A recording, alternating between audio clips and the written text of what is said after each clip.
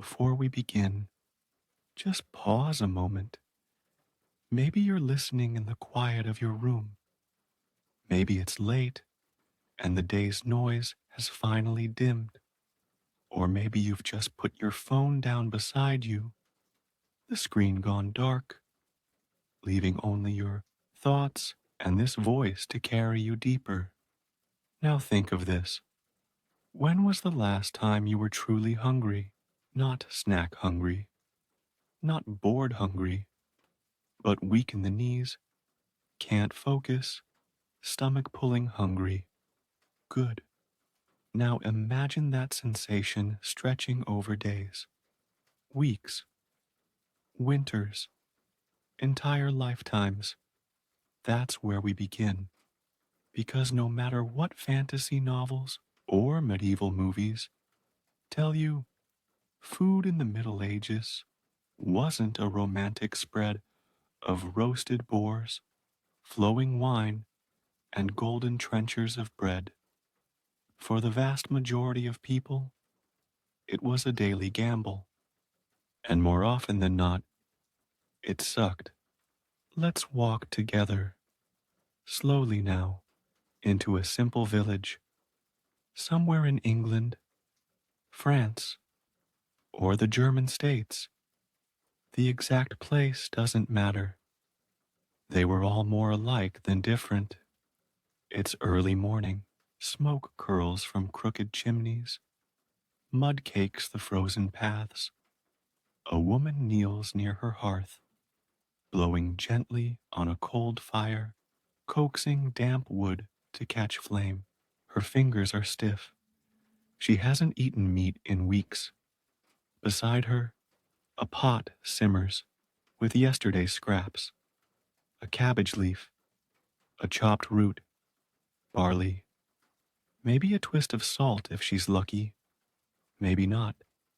This is pottage, thick, grayish, mushy, the medieval every meal, reboiled, reheated, rewatered, over and over until the bottom blackens and the top loses even the idea of flavor. If you're a peasant, this is what you eat every day. Breakfast, dinner, tomorrow, next week. Sometimes there's a bit of pork fat in it, if someone in town slaughtered a pig recently. But often it's just greens and grains and water. You eat to survive, not to enjoy. Bread is the centerpiece of medieval eating, but it's not like anything you know. Forget the golden crusts and pillowy insides. This bread is heavy, dense, dark, made from rye or barley or millet, ground in a communal mill where the local lord takes a cut of every loaf. The flour is coarse, sometimes mixed with ground beans, acorns, or worse, just to make it stretch. In times of famine, you add sawdust or chalk or dirt, not out of cruelty, just desperation. Teeth break, guts churn, you chew and chew and chew, and still the hunger doesn't leave. Now look to the richer homes. Surely they ate better. They did, but not by much, and not without danger. A noble's feast looks impressive. Roasted meats, spiced pies, sugared fruits, but everything hides a risk. The meat, often stale, sometimes green-gray. Beneath the spice crust, a generous coating of saffron or cinnamon doesn't just add flavor, it hides rot. They didn't understand bacteria. They thought bad smells caused disease. So, as long as it smelled all right, or was drowned in wine sauce, it was safe. Right, wrong, food, poisoning was rampant. diarrhea, vomiting, fevers. The lucky ones recovered, the unlucky ones didn't.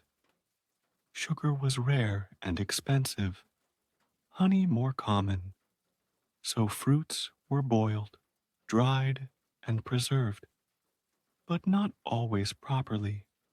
Molds crept in, ferments went wrong, even water could kill you.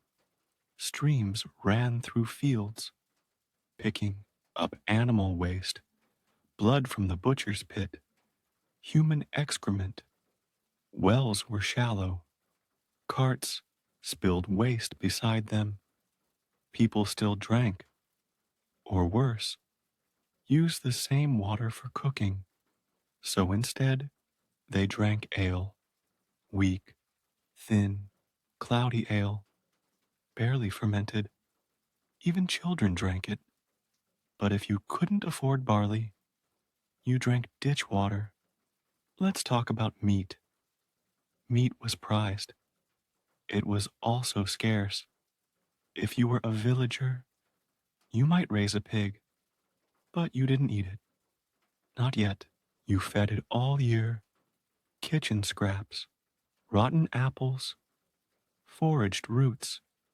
Then on slaughter day, you killed it, quickly, sometimes publicly.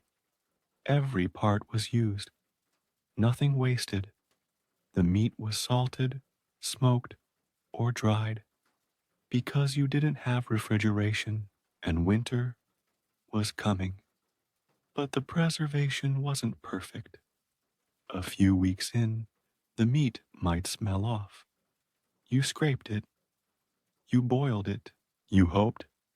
Other meats, rabbit, deer, wild birds, were reserved for the nobility. Poaching them was a crime, even if your family was starving. So you trapped mice, birds, frogs, hedgehogs. Yes, they ate hedgehogs. Sometimes you got lucky, found a nest of eggs, or your cow survived long enough to give milk. But sometimes the cow died, or was taken by the Lord, or starved. Dairy turned fast, butter soured, cheese molded. Still you ate it because the only other option was nothing. Even festivals, rare breaks from hunger, weren't free from hardship.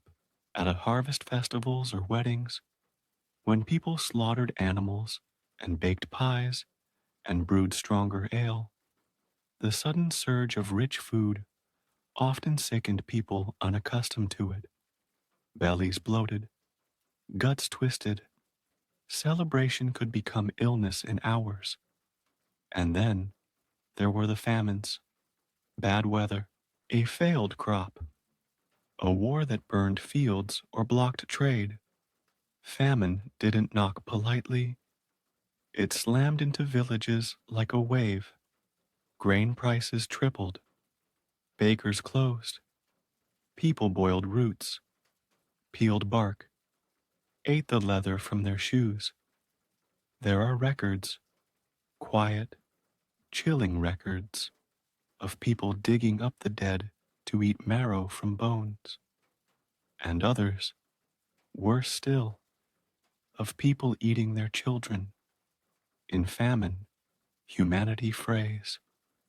The rich locked their doors, the poor clawed at them, monks prayed, priests wept, graves filled, and when it ended, when rain returned, or peace was made, or spring finally came, the survivors limped forward, thinner, fewer, hungrier still. This was food in the medieval world, not golden banquets, not wooden trenchers piled high with roasted game, not music and laughter and wine flowing freely, but gray broth, moldy bread, rotten meat, the sound of a child asking if there's any more, and the silence that answers him will continue, because this is just the beginning. Before we begin again, let me ask you something simple. Where are you listening from tonight? Are you curled up under a blanket while rain whispers against your window? Sitting alone in your room as the glow of your screen fades into soft darkness? Maybe you're far from home, lying in a hotel bed where time feels stretched and strange. What time is it where you are? Midnight? Early morning? That quiet, in between hour when the world seems to hold its breath. And if you could pick any one thing to learn about the past right now, just one strange, terrible truth, what would it be? Tonight, we continue with one of the most forgotten truths of all. How brutal, how bleak, how soul sapping it was to simply eat in the medieval world. Because last time, we saw how food was nothing like the feasts of fairy tales. And tonight, it gets worse. We begin again in the shadows of a medieval street, narrow, slippery, lined with crooked houses leaning inward as though trying to hold each other up. The smell hits you first. Rot, smoke, damp wool, something metallic beneath it all. You're not alone. Women carry baskets filled with stale crusts. A boy picks through garbage tossed from a window. A dog licks something off a butcher's door frame, something red and old and no longer meat. This is the market, not the clean stalls you might imagine, not the charming row of cheeses and fruits from some romantic historical drama. This market smells of blood and brine, of vinegar and old fat. It's loud. Sharp-tongued vendors shout over one another. Buyers argue, wave coins, spit on the ground. Flies hover thick over everything. Let's walk together to the fish cellar. The fish laid out in woven baskets look tired, their eyes cloudy, gills curling.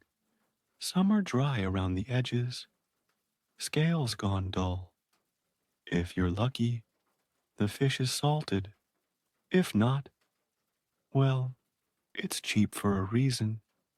You smell it again? Sweet, like fruit gone bad.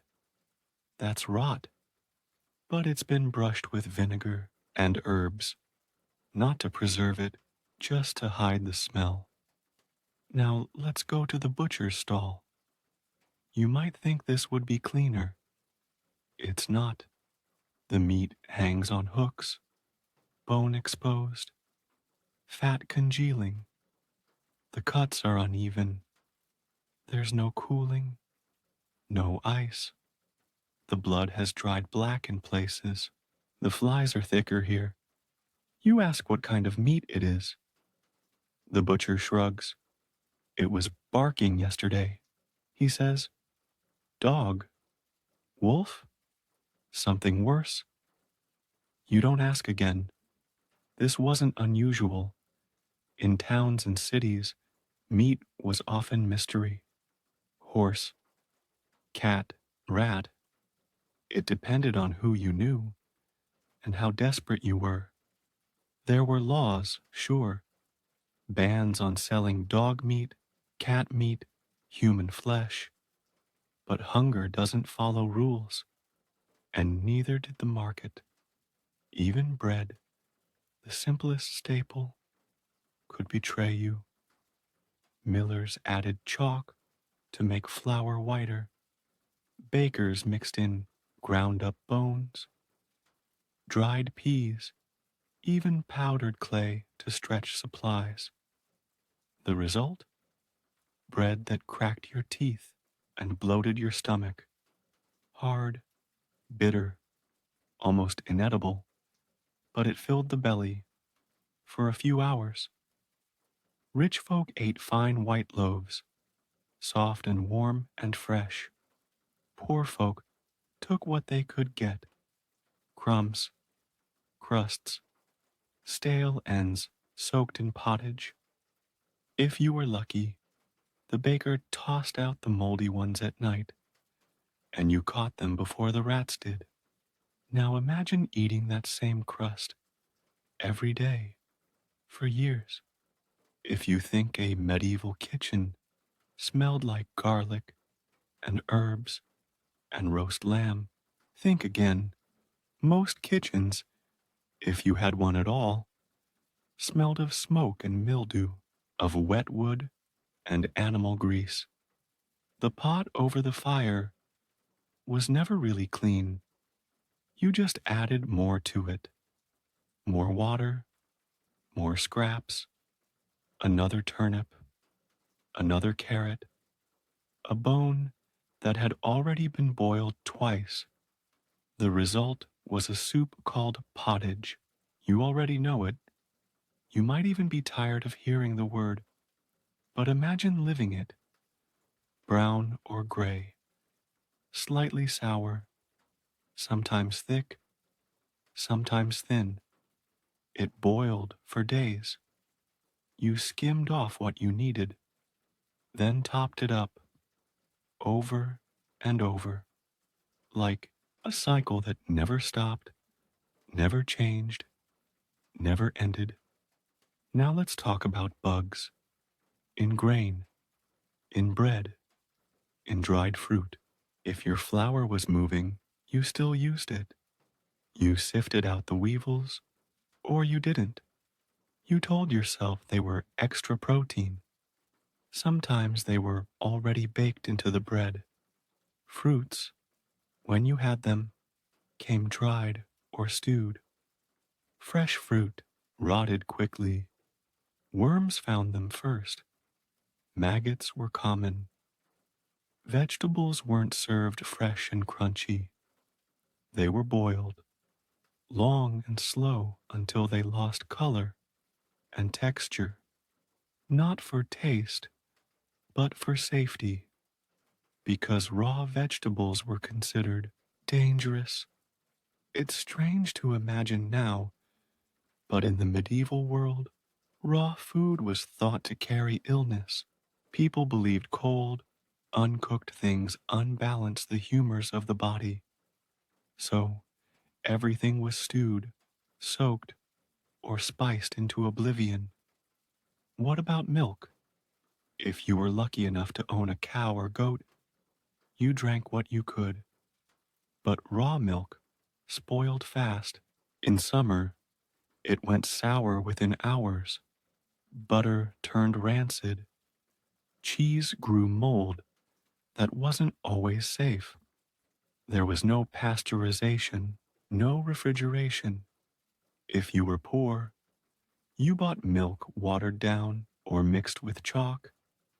And if you were rich, you drank it, knowing it might turn on you the next day. We haven't even touched on alcohol yet. Everyone drank it, even children. Ale was safer than water, barely fermented, cloudy, and weak. But sometimes it went bad, turned sour, caused cramps and fevers.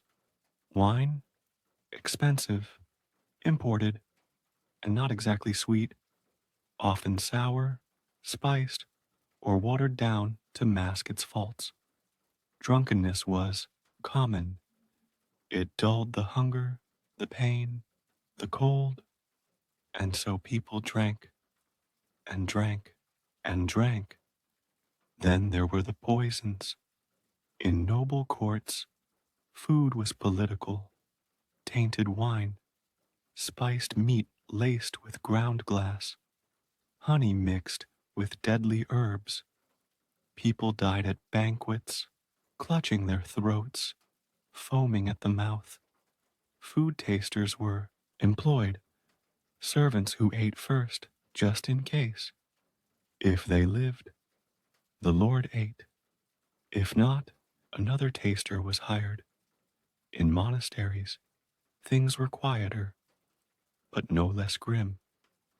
Monks often ate only twice a day: bread, water, occasionally fish or cheese. Strict fasting rules applied. No meat for most of the year, no fat during Lent, no indulgence, just chewing, swallowing, enduring, and always in silence. Food wasn't joy, it was obligation, it was control, it was suffering. So, yes, food in the medieval world sucked, not because there wasn't any, but because the food they had betrayed them, slowly, painfully, and constantly, and somehow they kept going. By now, your senses would have grown dull to it. The taste of rot, the smell of vinegar covering something worse, the sound of flies droning above a table where meat should have never been served. But in the medieval world, you didn't have the luxury of disgust. You ate what you were given. You ate what was left. You ate what hadn't killed someone else yet. And sometimes what you ate tried to kill you anyway. Let's talk about ergot. It grew silently, invisibly, on rye, especially in wet years.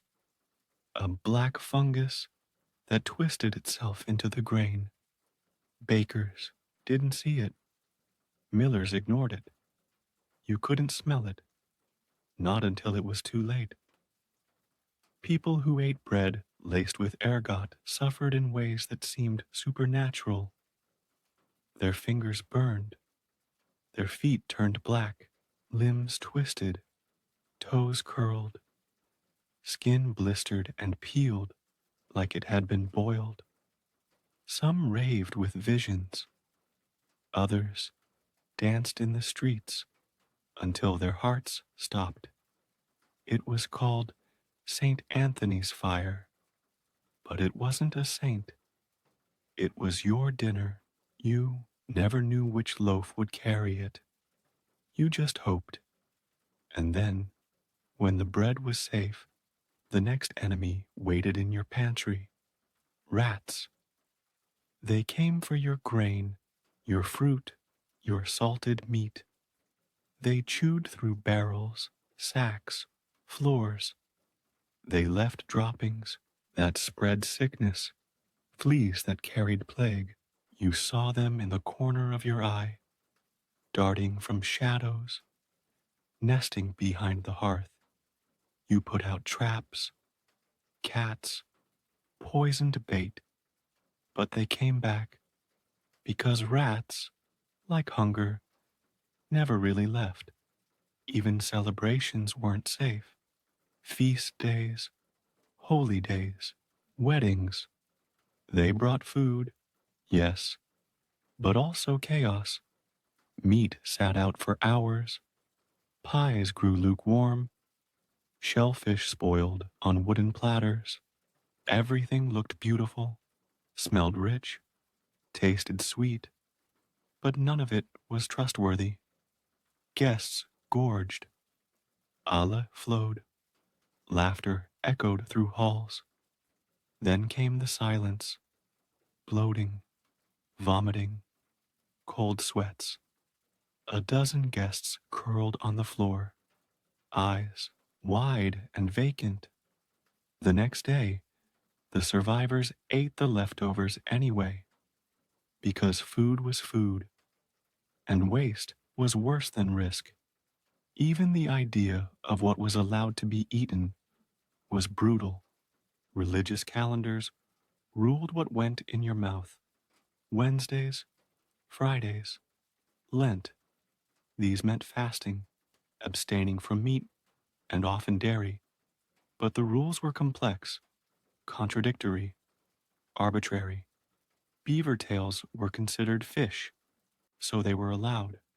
Porpoise meat was also fish.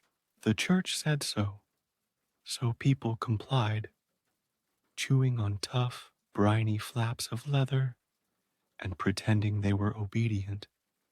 And then there was the salt. Salt preserved everything. Without it, meat rotted in days. Butter went rancid. Cheese collapsed into slime. But salt was expensive, taxed, controlled. The good stuff came from coastal flats or deep mines far from your home. So what did you get? Dirtier salt, dark, damp, mixed with sand or ash. You scraped it into barrels, rubbed it into meat, stirred it into pottage. It stung your lips, cracked your tongue, but without it, you had nothing. That same salt might have passed through 6 hands before reaching your table. It might have crossed a war zone, or been stolen, or mixed with flour to bulk it out. But you didn't question it, because questioning food was for people who had choices, and you didn't.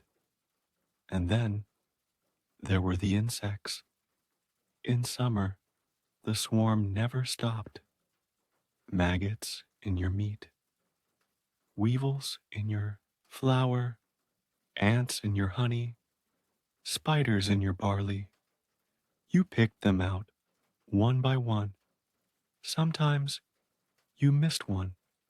Sometimes you didn't bother. You told yourself it was harmless.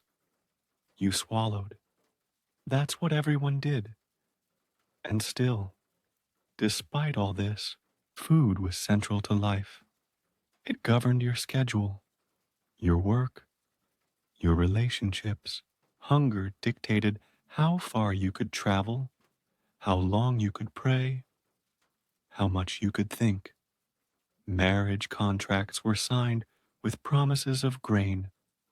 Wars were started over bread. Taxes were paid in pigs, in cheese, in salted fish. And when it was all gone, when your cupboard stood empty, your pottage pot was scraped dry, and even the bark had been stripped from the trees, you turned to something darker. There were rumors of famine bread, made from moss, sawdust, clay, even shredded cloth. There were rumors of children going missing near the forest. There were no questions asked, and then spring would come. Grain would return. The market would fill with crates of onions, cabbages, carrots still caked with dirt. Fish would flop on stone counters. Bakers would sling loaves that smelled almost sweet again. But the memory didn't leave. It sat beneath your ribs like a coal that wouldn't burn out, because you knew every full plate, every crust, every sip of thin ale was a fragile gift, and the next time food failed, it would take you with it. The smell of hunger had a shape in the Middle Ages. It wasn't just the emptiness of an unfed stomach, it had weight, a presence. You could feel it hanging in a room, clinging to skin, rising from the hearth when there was no fire. It mingled with the scent of sweat, mildew, and old grain. You could taste it in your teeth long before your belly gave out. And yet, the worst part was this: you got used to it. It wasn't that people didn't want better food. They did. They dreamed of honey glazed meats, buttery loaves, and steaming. pots of broth spiced with cloves and ginger. But dreams don't fill your gut, so you did what your mother did, and her mother before her. You made do. Every household had tricks, ways to stretch food beyond its limits. You soaked hard bread in milk to soften it. You scraped mold off the top of cheese and ate what lay beneath. You boiled bones until they cracked, hoping they'd release just a little more fat. When that failed, you moved on to things that weren't supposed to be food. Grass boiled into paste, bark ground into flour, leather belts softened and chewed. There were entire recipes passed down for famine, instructions not to make something good, just something survivable. Boil until the color leaves it. Swallow while warm. That was a meal. In the countryside, people foraged, not as a hobby, but as necessity. You scoured forests and fields for anything vaguely edible: wild garlic, nettles, sorrel, dandelion, but you had to know which ones were safe. A misidentified leaf could stop your heart by morning, and even the safe ones had a cost. Nettles burned, sorrel soured the blood, dandelion gave cramps. You ate them anyway. In towns, the options were fewer. You relied on what merchants brought in: barrels of salted herring from the coast, dried beans from southern farms, sacks of grain from whoever hadn't been raided. Sometimes a shipment arrived moldy. Sometimes it didn't arrive at all, and you still had to pay.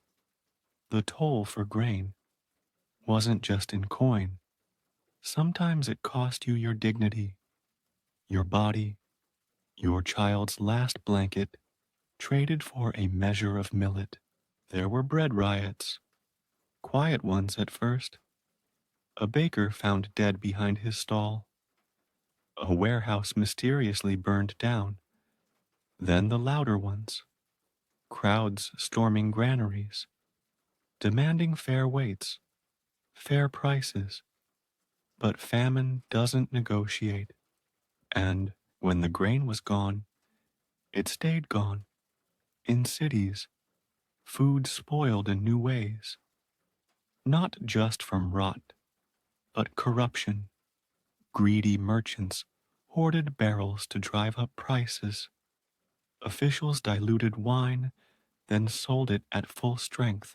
Tavern keepers reused yesterday's stew, scraping scum from the top and calling it fresh.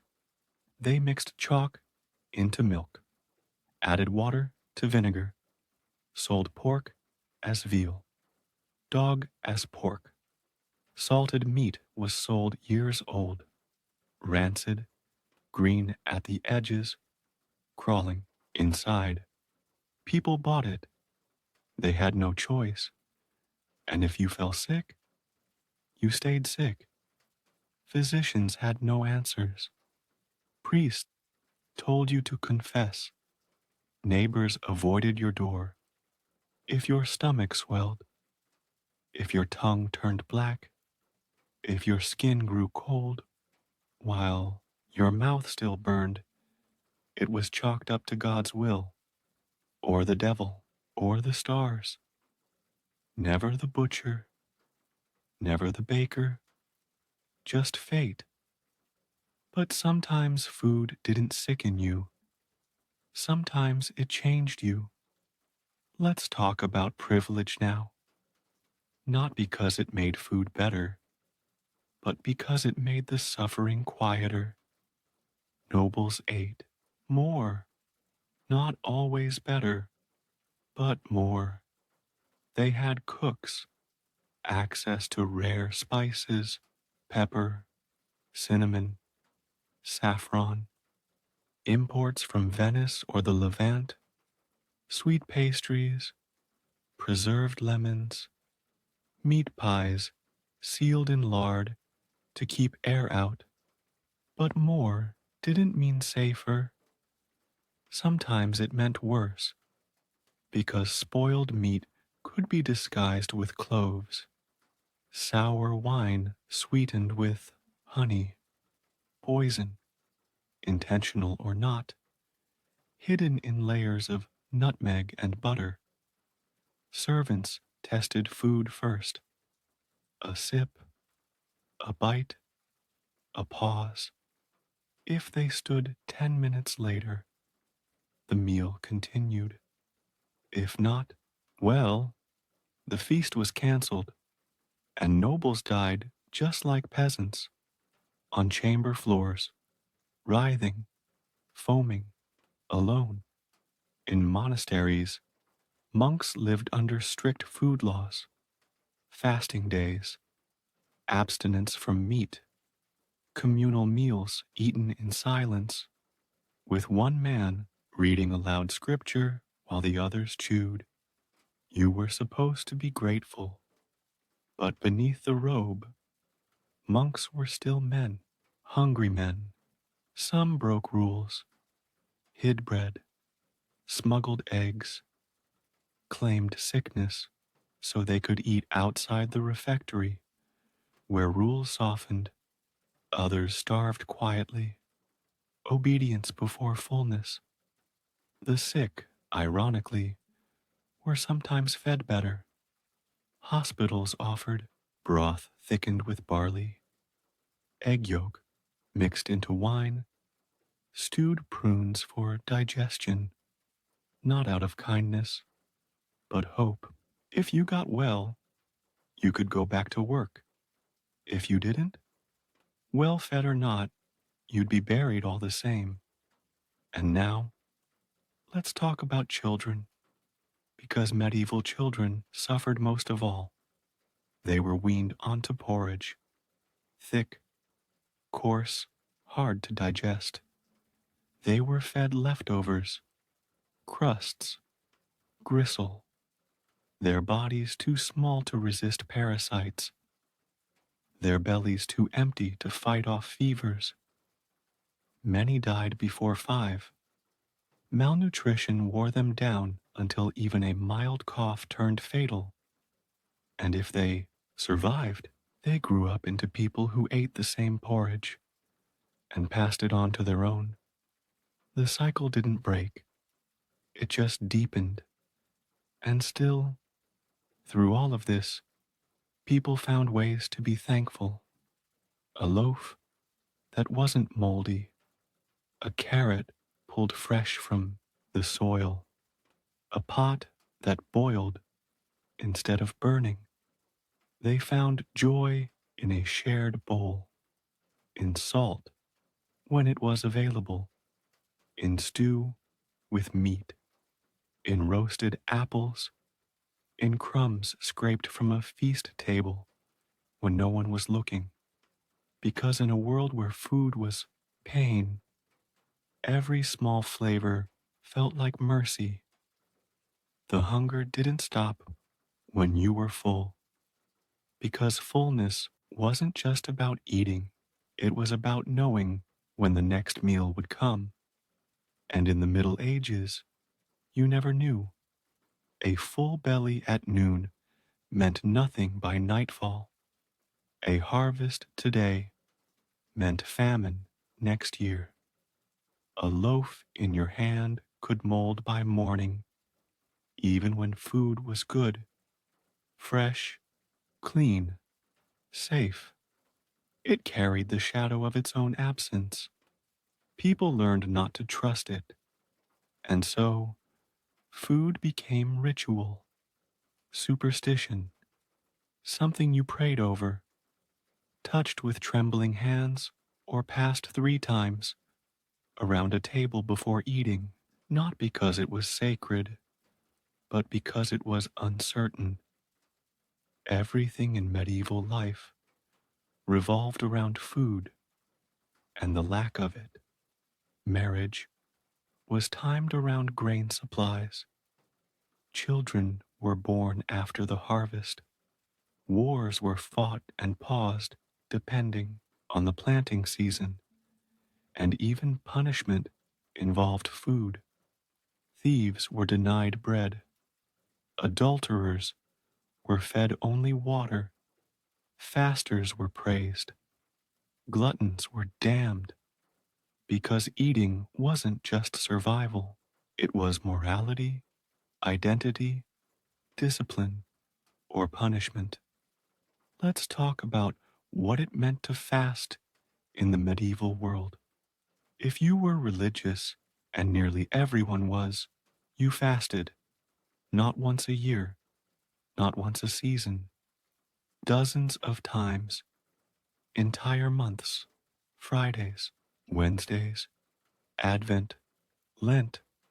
On these days, no meat, sometimes no dairy, sometimes no food at all until nightfall. For monks and nuns, it was worse. Some religious orders banned meat entirely. Others rotated meals so that hunger was a constant companion, meant to purify the soul. They believed the body should be denied, emptied, so that the spirit might rise, and so they endured, while their stomachs ached, while their heads spun, while their prayers faltered, because God was listening, and hunger made you louder. But outside the cloisters, people bent the rules. They found loopholes. Beaver tails were declared fish, barnacle geese, birds that no one had ever seen hatch, were said to grow on trees over the sea. So they counted as fish too. People turned to eel pies, almond milk, honey-soaked roots. They told themselves it counted, that it was holy, but it was hunger, and hunger makes theologians of us all. Then came the feast, not for everyone, not every day, but when it came, it was blinding, a sudden, overwhelming eruption of food after weeks, months of monotony at a wedding, a saint's day, a Lord's return from war, boiled chickens, sweet wines, pies with hard crusts and soft fillings, nuts from far off places. You ate until it hurt, until you couldn't stand, until your mouth went dry and your throat burned from salted meats and strong ale. People vomited. That wasn't unusual. Some nobles had bowls beside the table. For that very reason, they emptied their bellies, then returned for more, because a feast was not for nourishment. It was for status, to show that you could, that you had, that you wouldn't starve today, even if you did tomorrow. And as always, there were two worlds, the feast and the fire pit behind it. In the kitchens, servants sweated over fires, fingers blistered from lifting hot pots, arms burned by boiling grease. Meat spoiled quickly in the heat. Butter melted into waste. Dough went sour if the yeast was wrong. Cooks were beaten if the food failed. Scullions were whipped if the floor wasn't clean. The lowest workers chewed on bones behind the hall while music played inside. Sometimes they stole scraps. Sometimes they were caught. One bone too many, and you could lose a hand. Because even when there was plenty, punishment hung in the air like smoke. Let's step away from the feast, back into the ordinary, the everyday. the life most people lived. What did you eat when there was nothing to eat? You chewed on pine bark. You boiled grass. You caught sparrows with a noose made of hair. You soaked cloth in water and sucked on it, pretending it was broth. You told your children stories while they cried. You said tomorrow would be better. You didn't believe it. Some towns issued famine bread, a mix of ground up husks, roots, and dried weeds. It filled the belly, and that was all it did. There are stories of people grinding dried bones into powder, mixing it into dough, baking it into gray, bitter loaves. Did it work? Sometimes. Was it healthy? No. But that didn't matter, because nothing was healthy. It was all just more or less deadly. Even the seasons worked against you.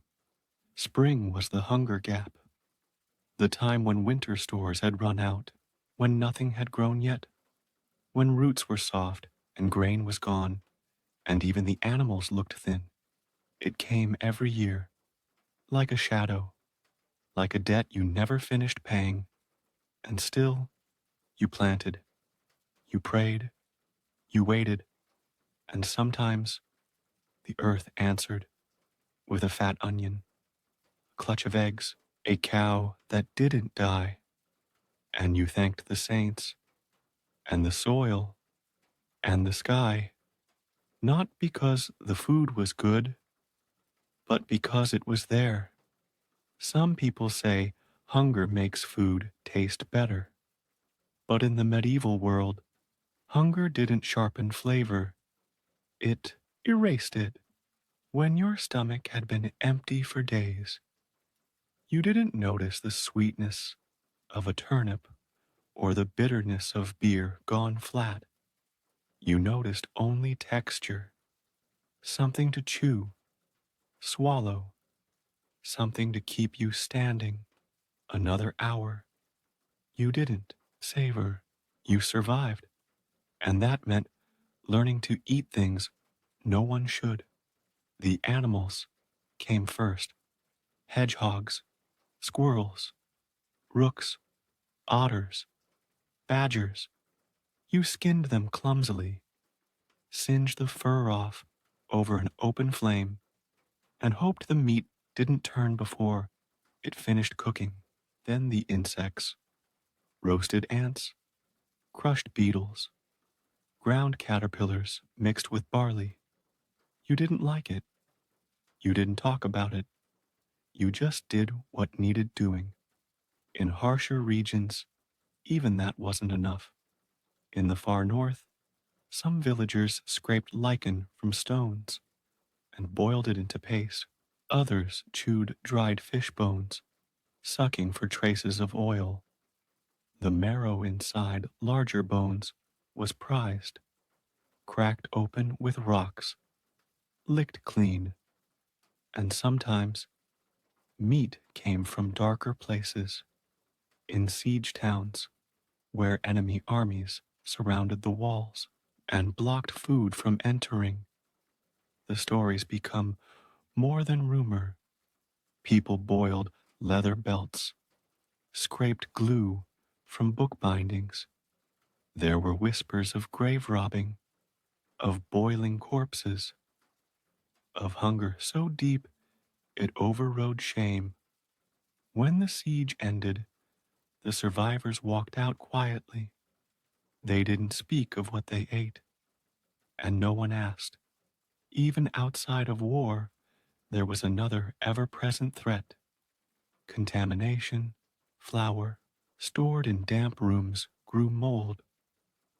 Legumes became infested with mites. Milk soured before it reached your doorstep.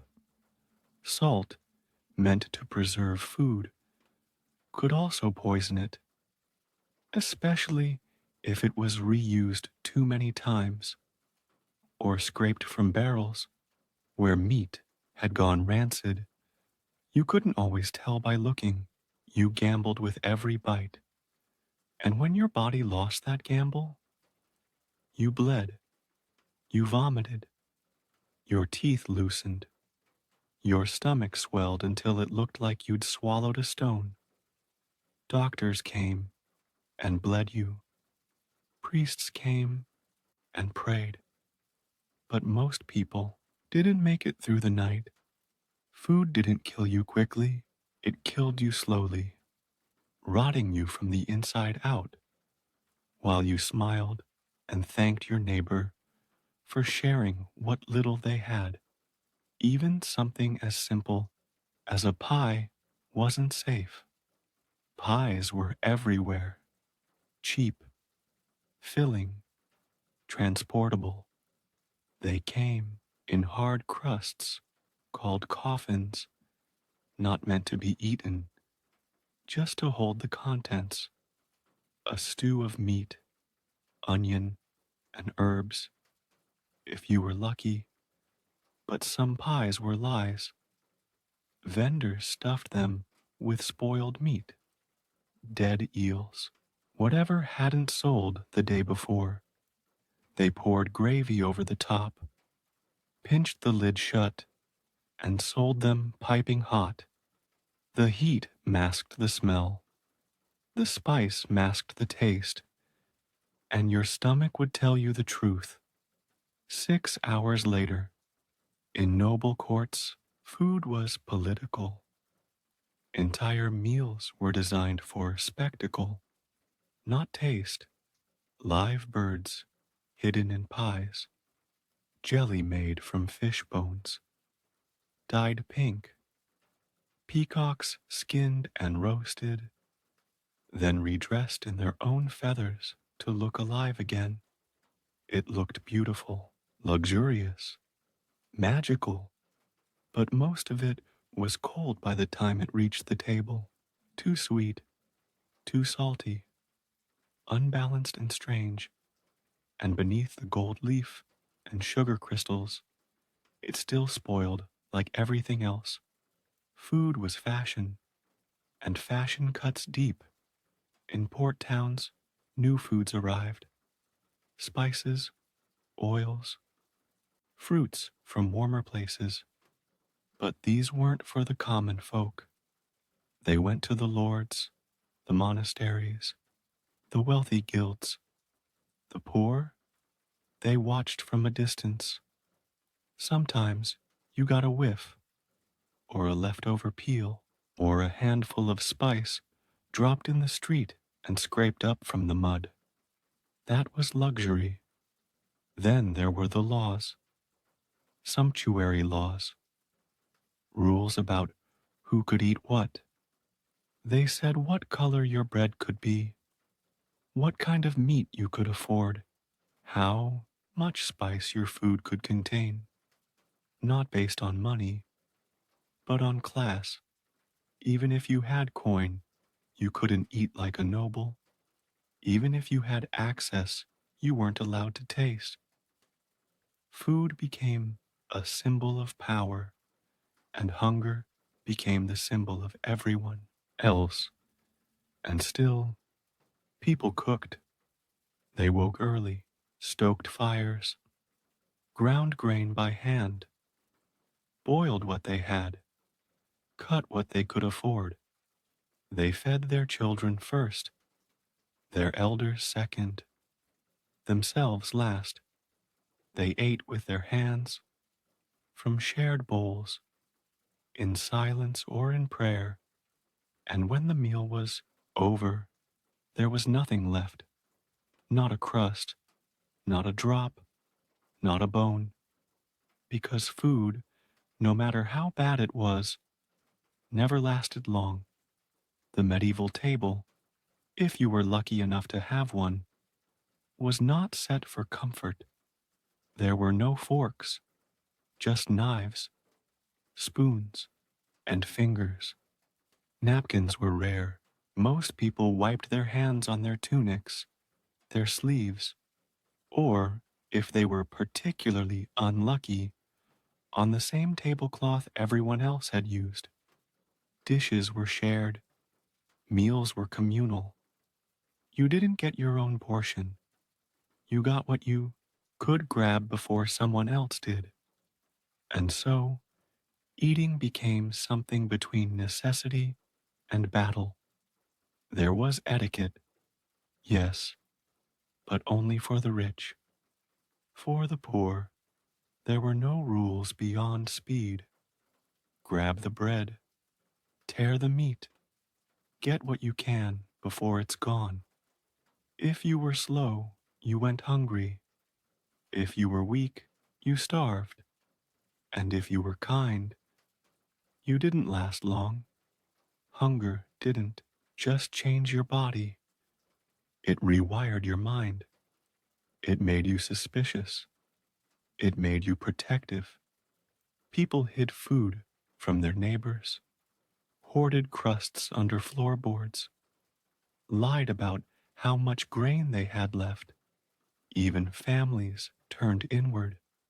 There are written accounts of fathers skipping meals to feed their children, yes, but there are also accounts of brothers stealing from sisters, of mothers giving food to the healthiest child, of old people being left to starve so the young could live, not because they were cruel, because they were choosing who had a better chance, and that choice never left them. The guilt outlived the hunger. Now imagine being someone who made food, not for themselves, but for others. A cook, a baker, a brewer, a cheesemaker, a butcher's apprentice. These weren't comfortable professions. Bakers woke before the sun. Their ovens were wood-fired, unpredictable, and dangerously hot. Flour dust hung in the air and settled in their lungs. After years of breathing it in, their chests tightened, their coughs turned wet. They couldn't climb stairs without stopping. It had a name, baker's lung, and it was permanent. The flour they used was rarely pure. If the grain was poor, the flour was worse, filled with debris from the mill, husks, stones, even bone dust. Sometimes mice had chewed through the sacks. Sometimes there were weevils. But you couldn't stop baking. People were waiting, and hunger doesn't care about standards. Brewers had it no better. Ale wasn't just a drink. It was a daily necessity, safer than most water, consumed by every age, every class. But brewing was hard labor, enormous vats of boiling grain, scalding liquid carried in wooden buckets, slippery floors, heavy barrels. Burns were common, so were falls. Brewers often lost fingers to machinery. Some suffocated in vats of fermenting mash, and if a batch spoiled, they were blamed, fired, flogged, fined. The same punishment applied to butchers who cut too close to the bone or cooks whose meat turned sour. Food work was constant, physical, and thankless. Cheesemakers worked in sheds so humid the walls sweated. The milk they used curdled quickly in the summer, froze in winter, and always threatened to spoil. Flies swarmed the curds. Mice chewed through ropes and cloth. Every wheel of cheese was a gamble, and when something went wrong, it went badly. Sick. Cheese meant sick customers, and sick customers meant angry families, and sometimes torches. There were riots over bad cheese. There were riots over everything. Food was that serious. In cities, things were more complicated. You had guilds, organizations meant to regulate trades like baking or butchery. But those guilds were mostly for the wealthy. For every official baker selling loaves in the square, there were 10 unlicensed vendors hawking flatbread from street corners or half-rotten meat pies from carts. And yes, people bought them because when you're hungry, rules don't matter. The city authorities tried to stop it. They patrolled the markets. They inspected bread weights and sealed barrels of salted fish. But corruption ran deep. Inspectors were bribed, fines were ignored, and the poor kept buying what they could afford, regardless of the risk. They got sick, they died, others took their place, and the market never slowed down. Even monasteries, supposedly the most disciplined, sacred places, had their share of food problems. Monks were supposed to fast, to abstain, to eat humbly, and in many places they did. Bread, beans, water, wine, quiet meals in cold refectories. But in wealthier monasteries, the rules bent. Some monks dined like nobles, game meat, fresh eggs, cheeses from distant regions. Their gardens grew rare herbs. Their pantries held barrels of wine, sacks of almonds, figs soaked in honey, and people noticed. Villagers starved outside the abbey walls while monks feasted within. Tensions built, resentments festered. There were even peasant uprisings where abbey kitchens were looted, salt pork stolen, grain burned, because hunger turns holiness into hypocrisy. And speaking of hypocrisy, let's talk about holy food. Religious days came with special breads, festive cakes, feasts to honor saints, but those foods weren't shared equally. Rich households had spice cakes with sugar and nuts. Poor families got dense loaves marked with a cross, barely sweet, sometimes stale by the time they were handed out. And even during religious charity, when food was supposed to be given freely, there were terms. Kiss the bishop's ring, swear loyalty, convert, repent. Food came with strings, and those who wouldn't play along, they didn't eat. But nothing was more defining than famine. We've touched on it already, but famine wasn't rare. It was expected. It came every few decades, sometimes more. Too much rain, too little, a cold spring, a war that burned the fields, a plague that killed the farmhands, a tax that took the seed grain, and suddenly the market stalls were empty. First went the fresh food, then the preserved, then the stored. Bread prices tripled, then vanished. Bakers shut their doors. Fishmongers disappeared, and hunger took their place.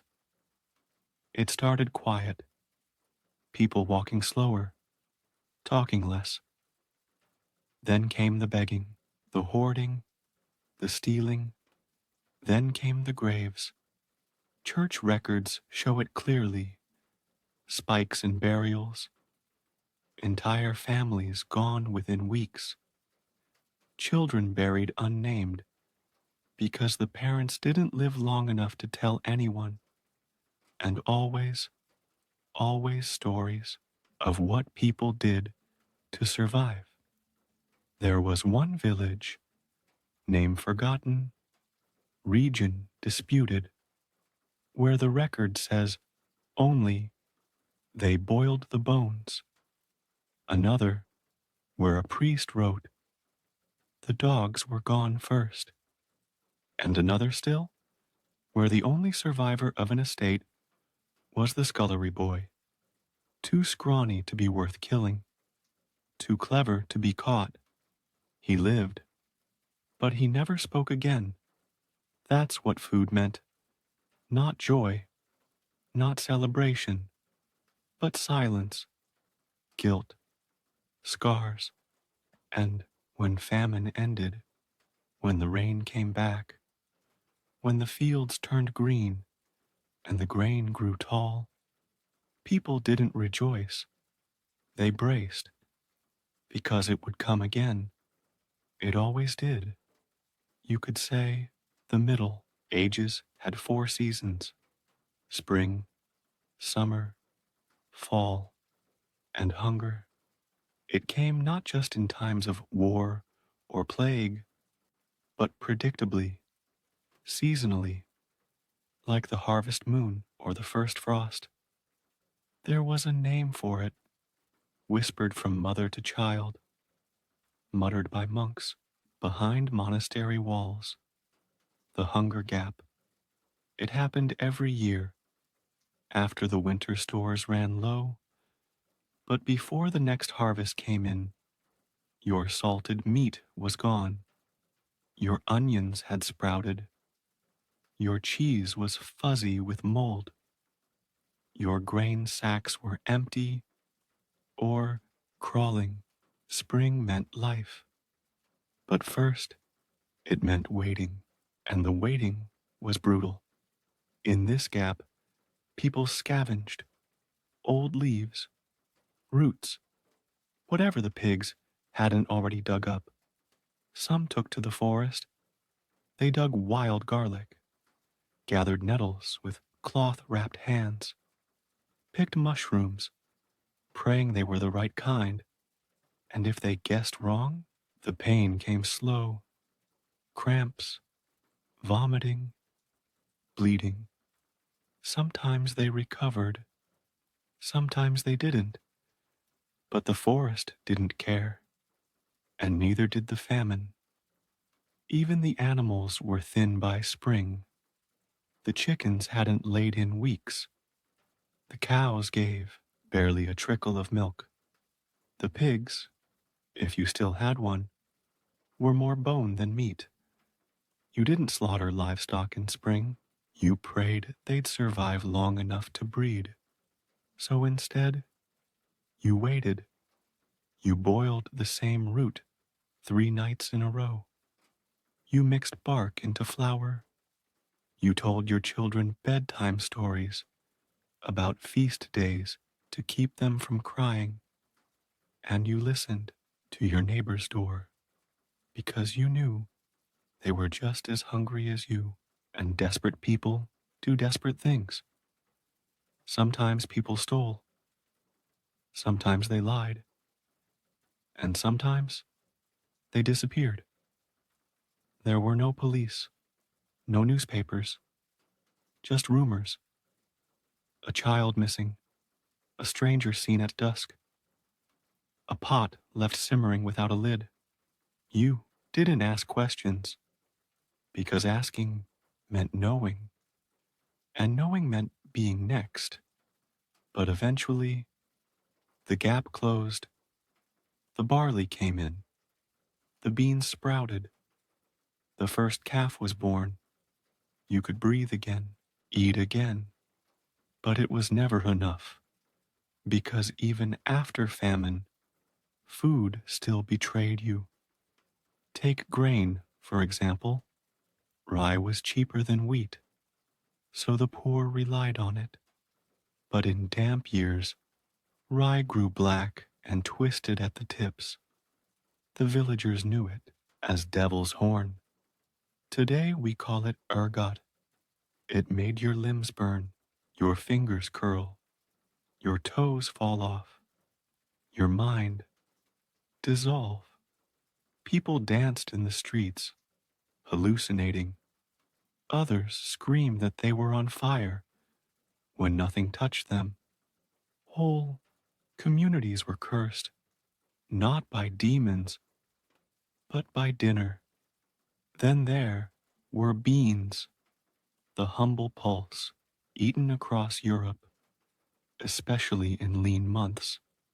Easy to grow, easy to store, but sometimes fatal. Raw beans carried toxins. Poorly cooked, they caused intense stomach pain, diarrhea, even organ failure. But they were cheap, filling, and you didn't always have the fuel to cook them long enough. So you rolled the dice. Every bowl a wager, every bite a risk. Even cheese turned against you. Fresh cheese, white, soft, barely pressed, spoiled quickly. Within days, it became spotted with mold. Sometimes the mold was harmless, sometimes not, but you scraped it off anyway. You told yourself it was fine. You were too hungry to argue with a rind. And then there was salted fish, herring, cod, pike, anything that could be preserved. It was shipped inland in barrels, packed so tightly it bled brine the moment it was opened. If the salt was good, the fish kept. If it wasn't, you wouldn't know until it was too late. People ate spoiled fish all the time because the smell was always bad, because the color was never right, because waiting for better fish meant eating nothing, and nothing was worse. Even fruit, that rarest of things, carried hidden dangers. Apples fermented, pears bruised, plums turned sour. They rotted from the inside out. You could bite into a beautiful fruit and find worms, or worse, molds that coated your tongue and burned your throat. But for the poor, fruit wasn't even common. You didn't grow trees. You didn't own orchards. You waited until something fell to the roadside or someone looked away. And still, despite everything, people tried to make it better. Cooks made broth with herbs. They found ways to hide bitterness, to thicken thin soup, to trick the tongue.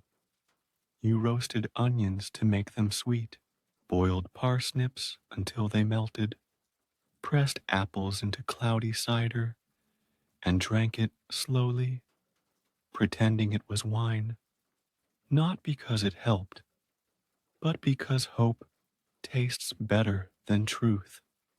You learned to stretch one chicken into 3 meals, one cabbage into a week, one sack of barley into bread, porridge, and gruel.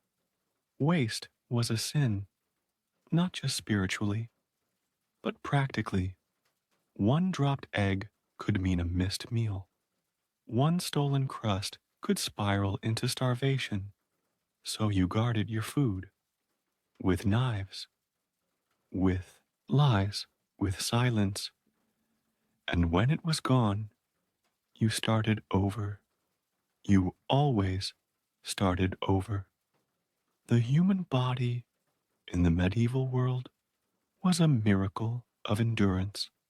It learned to live on pottage and beer, on pickled things and dried things, on whatever moved slow enough to be caught. It learned to survive on less and less every year until it couldn't, and then, quietly, without ceremony, it stopped. The records list it as fever, or consumption or unknown. But we know better. It was hunger. It was always hunger. Sometimes the only real meal you had was memory. People clung to stories of food the way others clung to relics or saints' bones. The taste of meat from a wedding 3 winters ago, the sweetness of an apple stolen in childhood, the warmth of soup when someone gave more than they should have, because the present rarely offered that comfort. Most days, your meal was a repetition, a pattern, a ritual of survival, not satisfaction.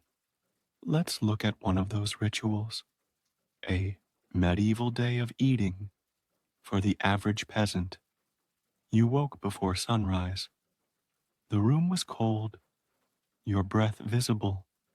If there was bread left from yesterday, you ate that, stale, hard, maybe dipped in water or ale to soften it. If not, you chewed dried peas, or nothing at all.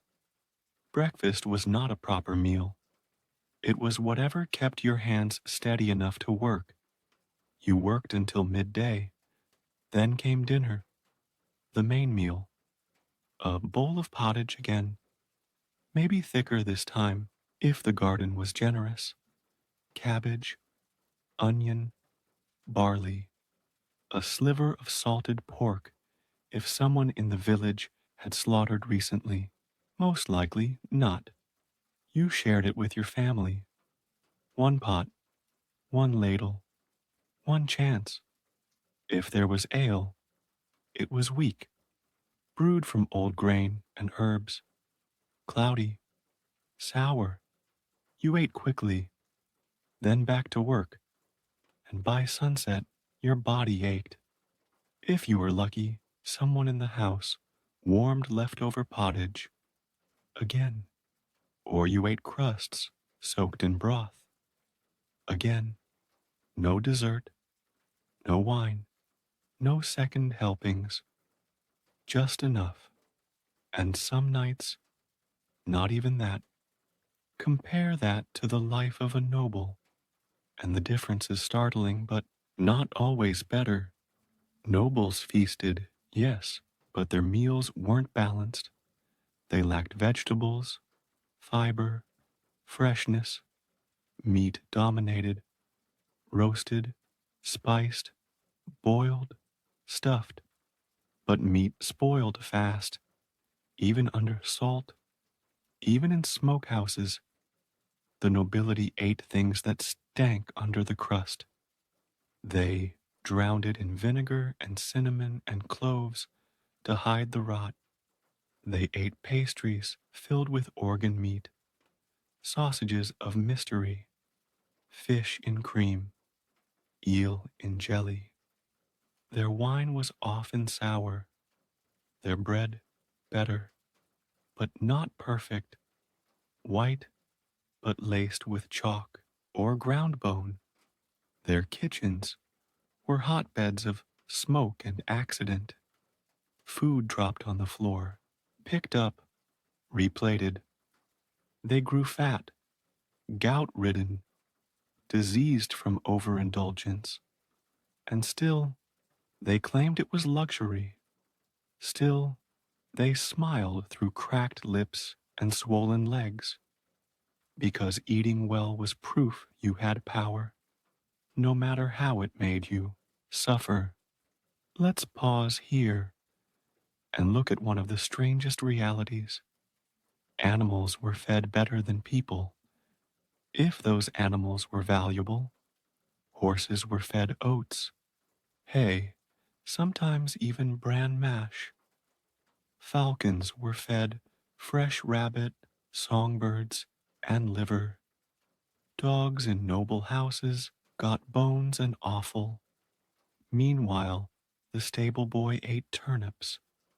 The kitchen maid licked her fingers when no one was watching. The beggar outside the gate drank ditch water, and called it ale, because in a world built on hierarchy, even hunger obeyed rank. And when food was distributed, it was done publicly. Charity wasn't private. When a lord gave alms, bread, salted fish, beans, it was done in the courtyard. Servants lined up, peasants gathered. The poorest were made to wait the longest, watched, judged. You had to bow, thank him loudly, mean it, because food was power, and power liked to be seen. Even in monasteries, where giving was sacred, it was still hierarchical. The richest got the biggest ladle, the loudest prayers got the freshest bread, and if you complained, the ladle got smaller. Let's return for a moment to the market, the beating, rotten, living heart of any town. Here, you saw everything and smelled everything twice. The cheesemonger's stall was a gamble, his wares sweating in the sun, flies circling. You poked a wedge, soft, too soft. He said it was aged. You said it was rotting. He said, then don't buy it. You did. Anyway, next to him, a woman sold apples, the skins dimpled, bruised. You picked the least bad, bit into it before you finished paying. It was sour, but real. Down the row, the fishmonger had herring, laid on old straw, salted beyond recognition.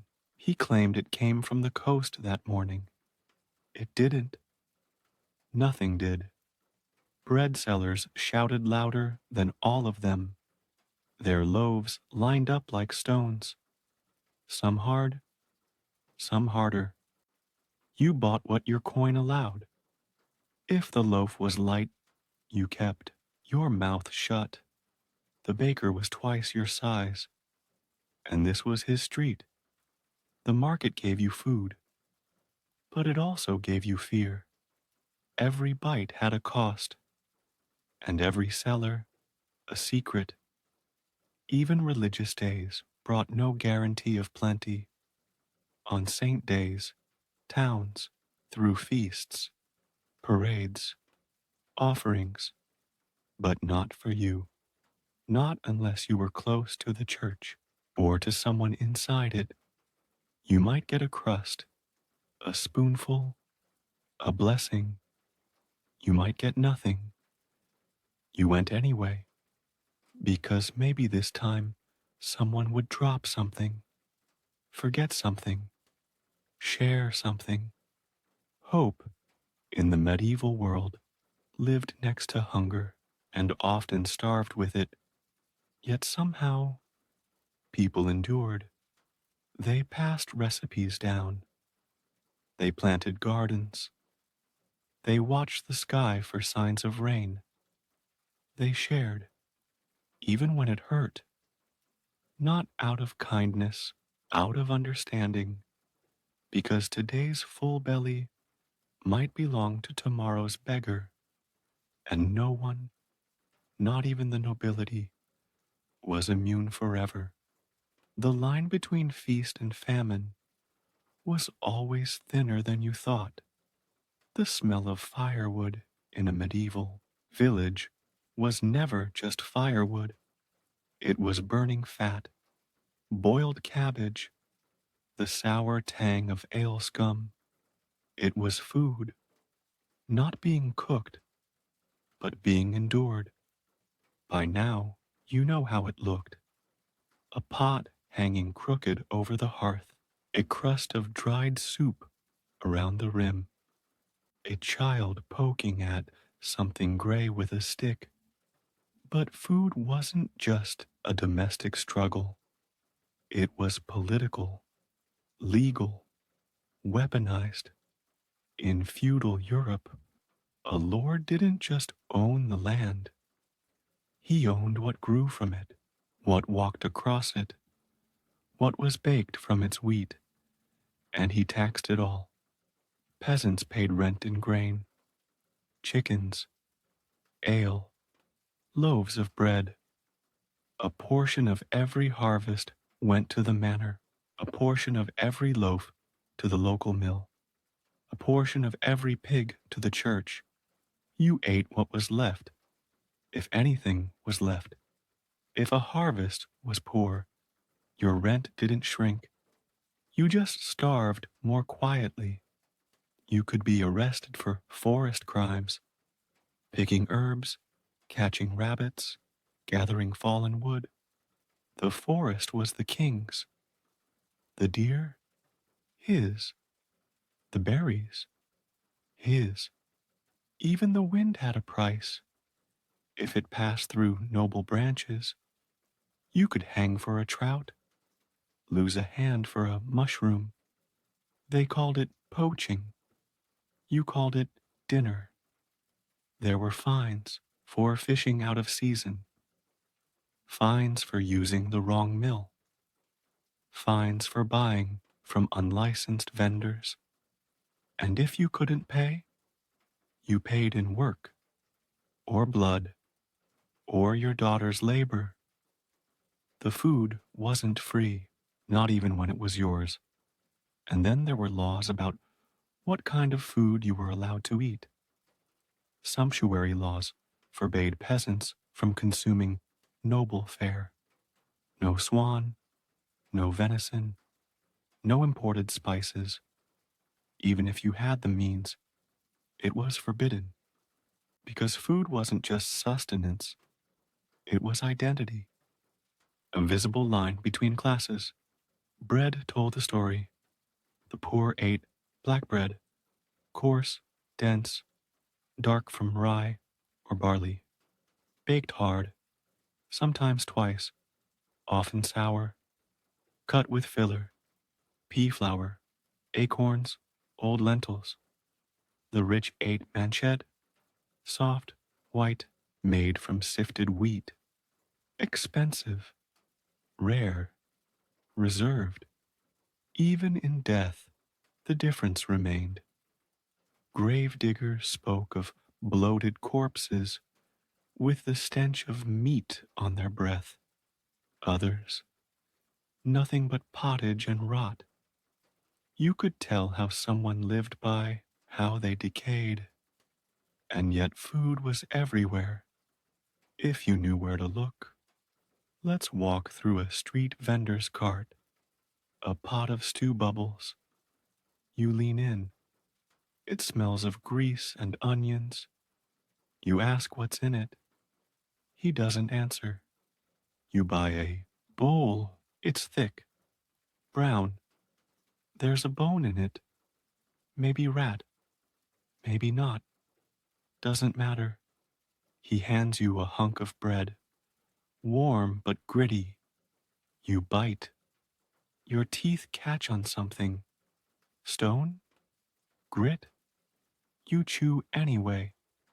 That's just flour ground at the local mill, where the stones are uneven and the gears worn smooth. You finish the stew. It burns a little going down. You don't ask why. In the alley, a woman sells pies. You smell meat. You see steam. You see crust. You don't ask what's inside. You know better. Some things are better not known. And sometimes the most dangerous food was the one everyone celebrated. Milk. It spoiled within hours. Raw, unfiltered, warm from the animal, often touched by dirty hands, or wooden pails still damp from last week's use. You drank it because it was there. But if it turned, the cramps would come in waves, the sweating, the shaking, and sometimes the silence. Children died from milk. So did the old, and no one knew why. They said it was bad air, or a bad cow, or a curse. No one said bacteria. No one could. Yet milk was needed for cheese, for butter, for trade. So people kept drinking and kept dying. Even worse, feasts during plague. Imagine this. The Black Death has arrived. The town gate is shut. Bodies are stacked behind the church. And inside the manor, a feast. Why? Because rich men believed they could eat their way past death. That spices could cleanse the body. That wine could drive out disease. That roasting a whole ox and stuffing it with ducks, pigeons, and quails was proof that they were untouchable. They ate behind drawn curtains. They lit candles and said prayers and dipped spoiled meat in cinnamon and clove. And still they died, their bloated bodies no different than the poorest beggar in the street. Plague doesn't care for wealth, and rot tastes the same in a golden bowl. Let's talk about preservation, because keeping food was almost as hard as finding it. Meat was salted or smoked, but if the salt was weak, or the smokehouse damp, or the air too warm, it spoiled anyway. You'd cut the green parts off, scrape the fuzz, boil it again, and eat. Grain was kept in sacks, but rats and mice chewed through them. Weevils laid eggs inside. By the time you sifted it, you weren't sure what you were baking anymore. You closed your eyes. You ate. Eggs were rare. Chickens were unreliable. If the hen stopped laying, you didn't eat the eggs. You ate the hen. And even when eggs were fresh, they cracked, spoiled fast, drew flies. You boiled them to be sure, or hid them in pies, or salted them to last the week. Still, they turned. So did butter. In summer, it melted and turned rancid. In winter, it hardened like stone. You smeared it anyway, or fed it to the dog. Sometimes you were the dog. Even honey, the medieval sweetener of choice, wasn't always safe.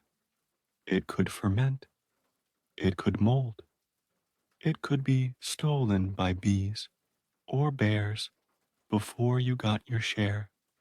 And still, you craved it because sugar was rarer than gold, and because sometimes all you wanted was one moment that didn't taste like ash.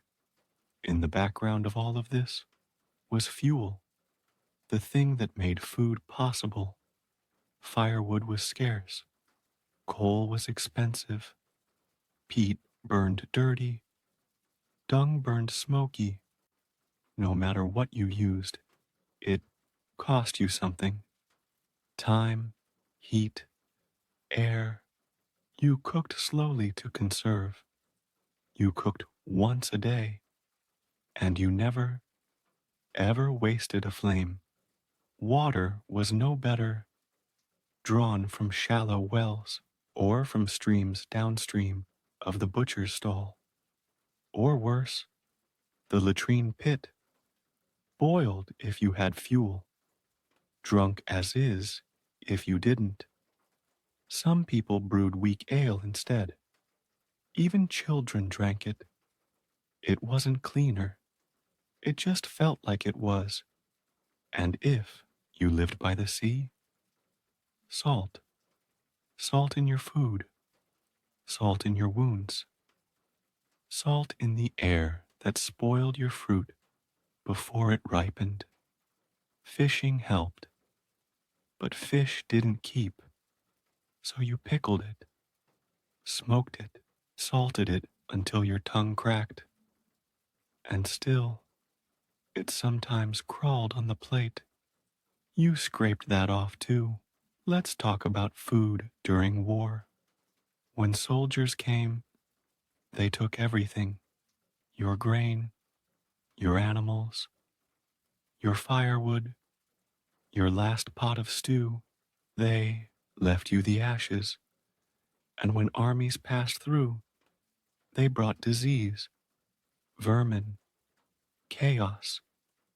Fields went unplanted, mills were burned, markets shut down, starvation followed. After battle, the only meat you could find was human. It happened quietly, and then it didn't get spoken of again, because memory is one more thing food can rot. And what about children? They didn't understand hunger. Not at first. They cried, begged, pointed at empty bowls. They learned fast. By 5, they were helping plant. By 7, foraging. By 10, they knew what leaves were safe and what mushrooms meant death. Some never learned. Some learned too late. There are songs, nursery rhymes, about food that isn't food. Peas porridge hot, peas porridge cold. That wasn't play, it was life. And still, people found joy in a plum that wasn't wormy, in an egg with 2 yolks, in a stew that didn't burn. They laughed, they prayed, they sang grace before a meal made of boiled nettles and barley paste, because it was still a meal, and that meant everything. A plate could be empty and still carry weight, not the weight of the food, but of ritual, memory, and expectation. In the medieval world, the absence of food spoke louder than its presence.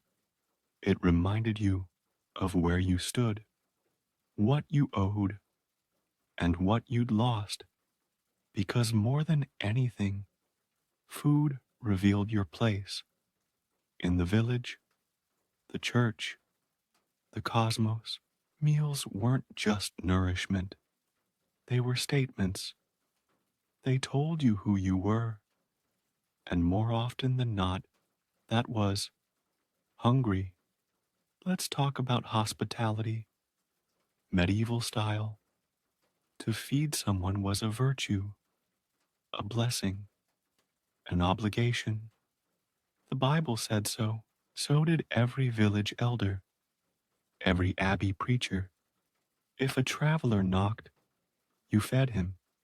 If the poor begged, you shared your bread. But in practice, it was complicated. A loaf shared meant one less slice for your child. A ladle of stew for a stranger meant watered down soup tomorrow. So, hospitality became performative. You offered food, often stale, often small. You watched how much they took. You counted every bite. And when they left, you said a prayer they wouldn't come back. Churches ran almonries, where food was handed out daily, not meals, scraps, bones, bread too hard to chew, boiled oats without salt. You stood in line. You bowed. You thanked the monk. You ate on the steps with the others. No talking, no eye contact, just chewing. And you returned the next day, unless the food ran out, unless the monk got tired of your face, unless a noble demanded it first, because even charity followed the chain of command. Then there were banquets, noble ones, lavish, gold plates, gilded goblets, servers in livery. dishes that had names longer than the ingredients. A roast boar, its mouth stuffed with oranges. A fish, scaled with silver foil. A pie that sang, literally, filled with live birds. But don't let the spectacle fool you. Most of it was show. The food often sat out for hours before being served.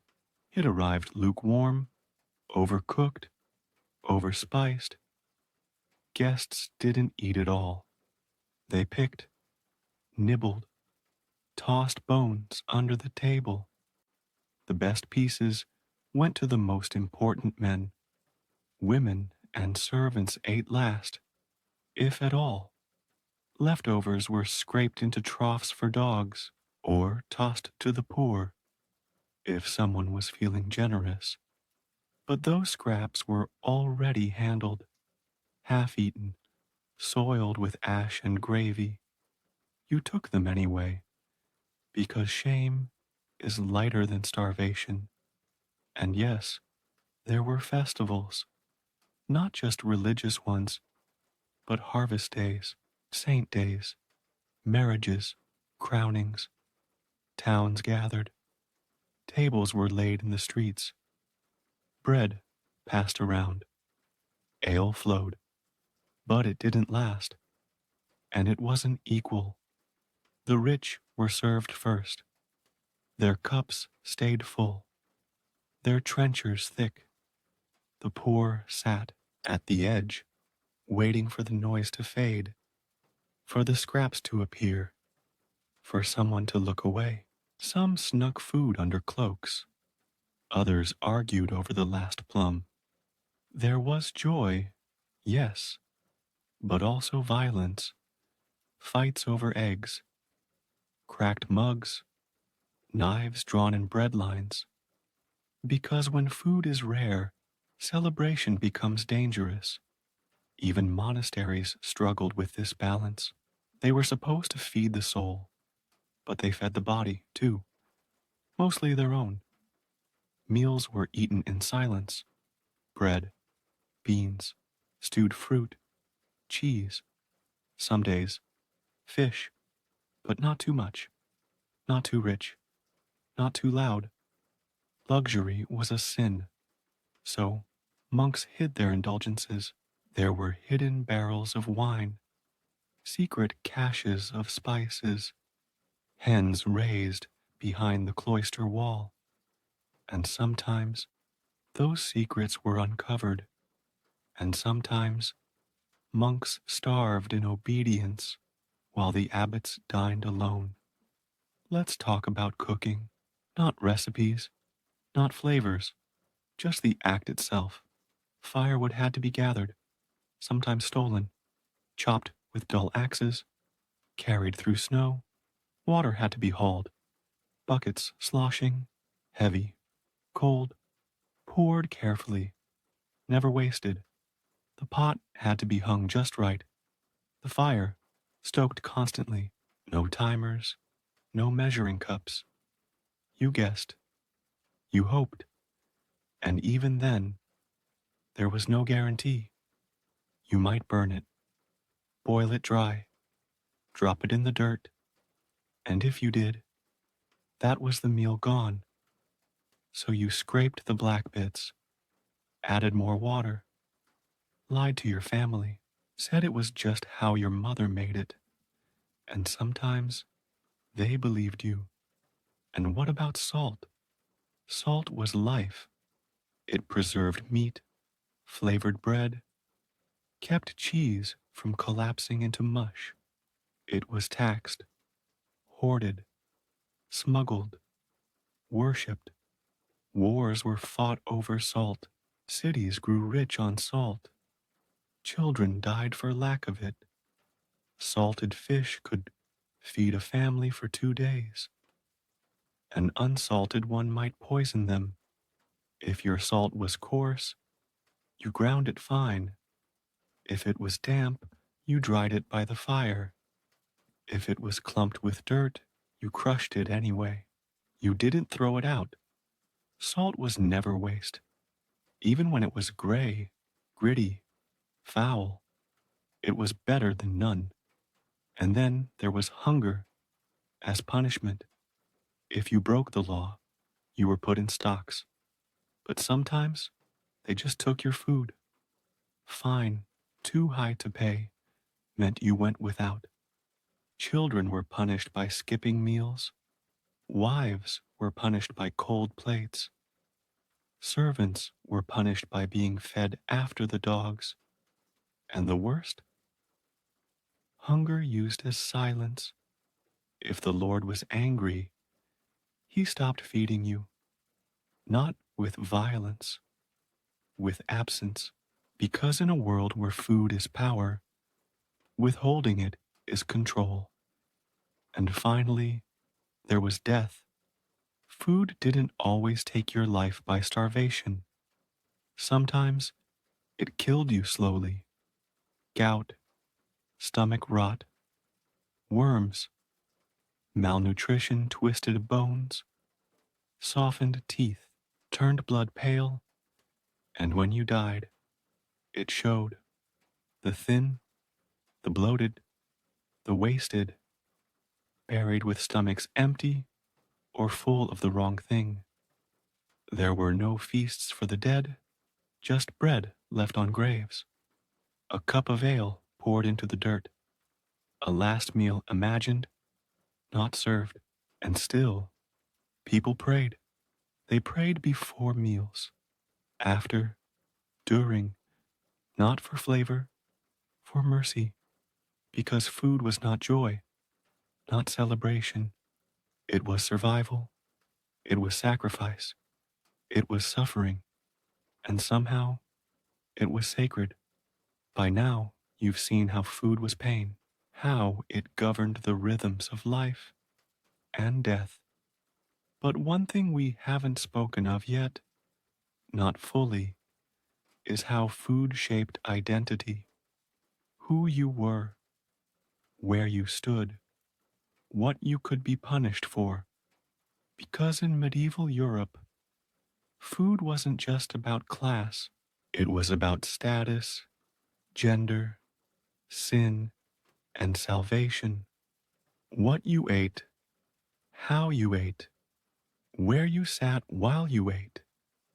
These things told the world who you were, or who you were supposed to be. Let's begin with rank at the table. In a noble hall, seating mattered.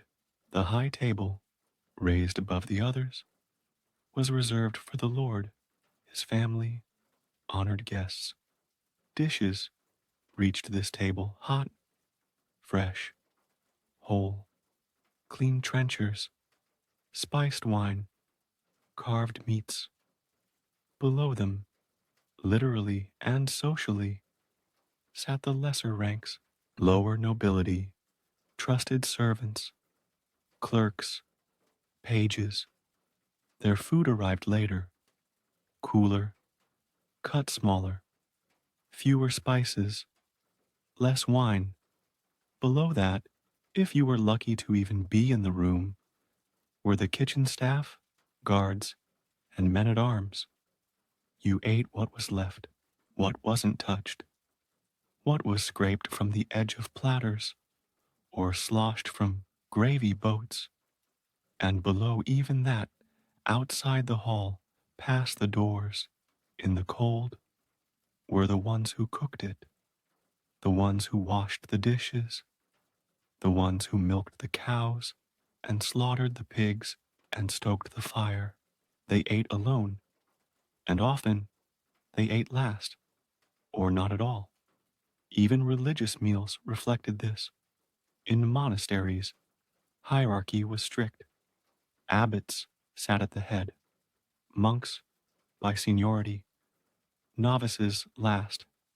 Lay brothers, the ones who labored in the fields, ate separately, quietly, usually outdoors.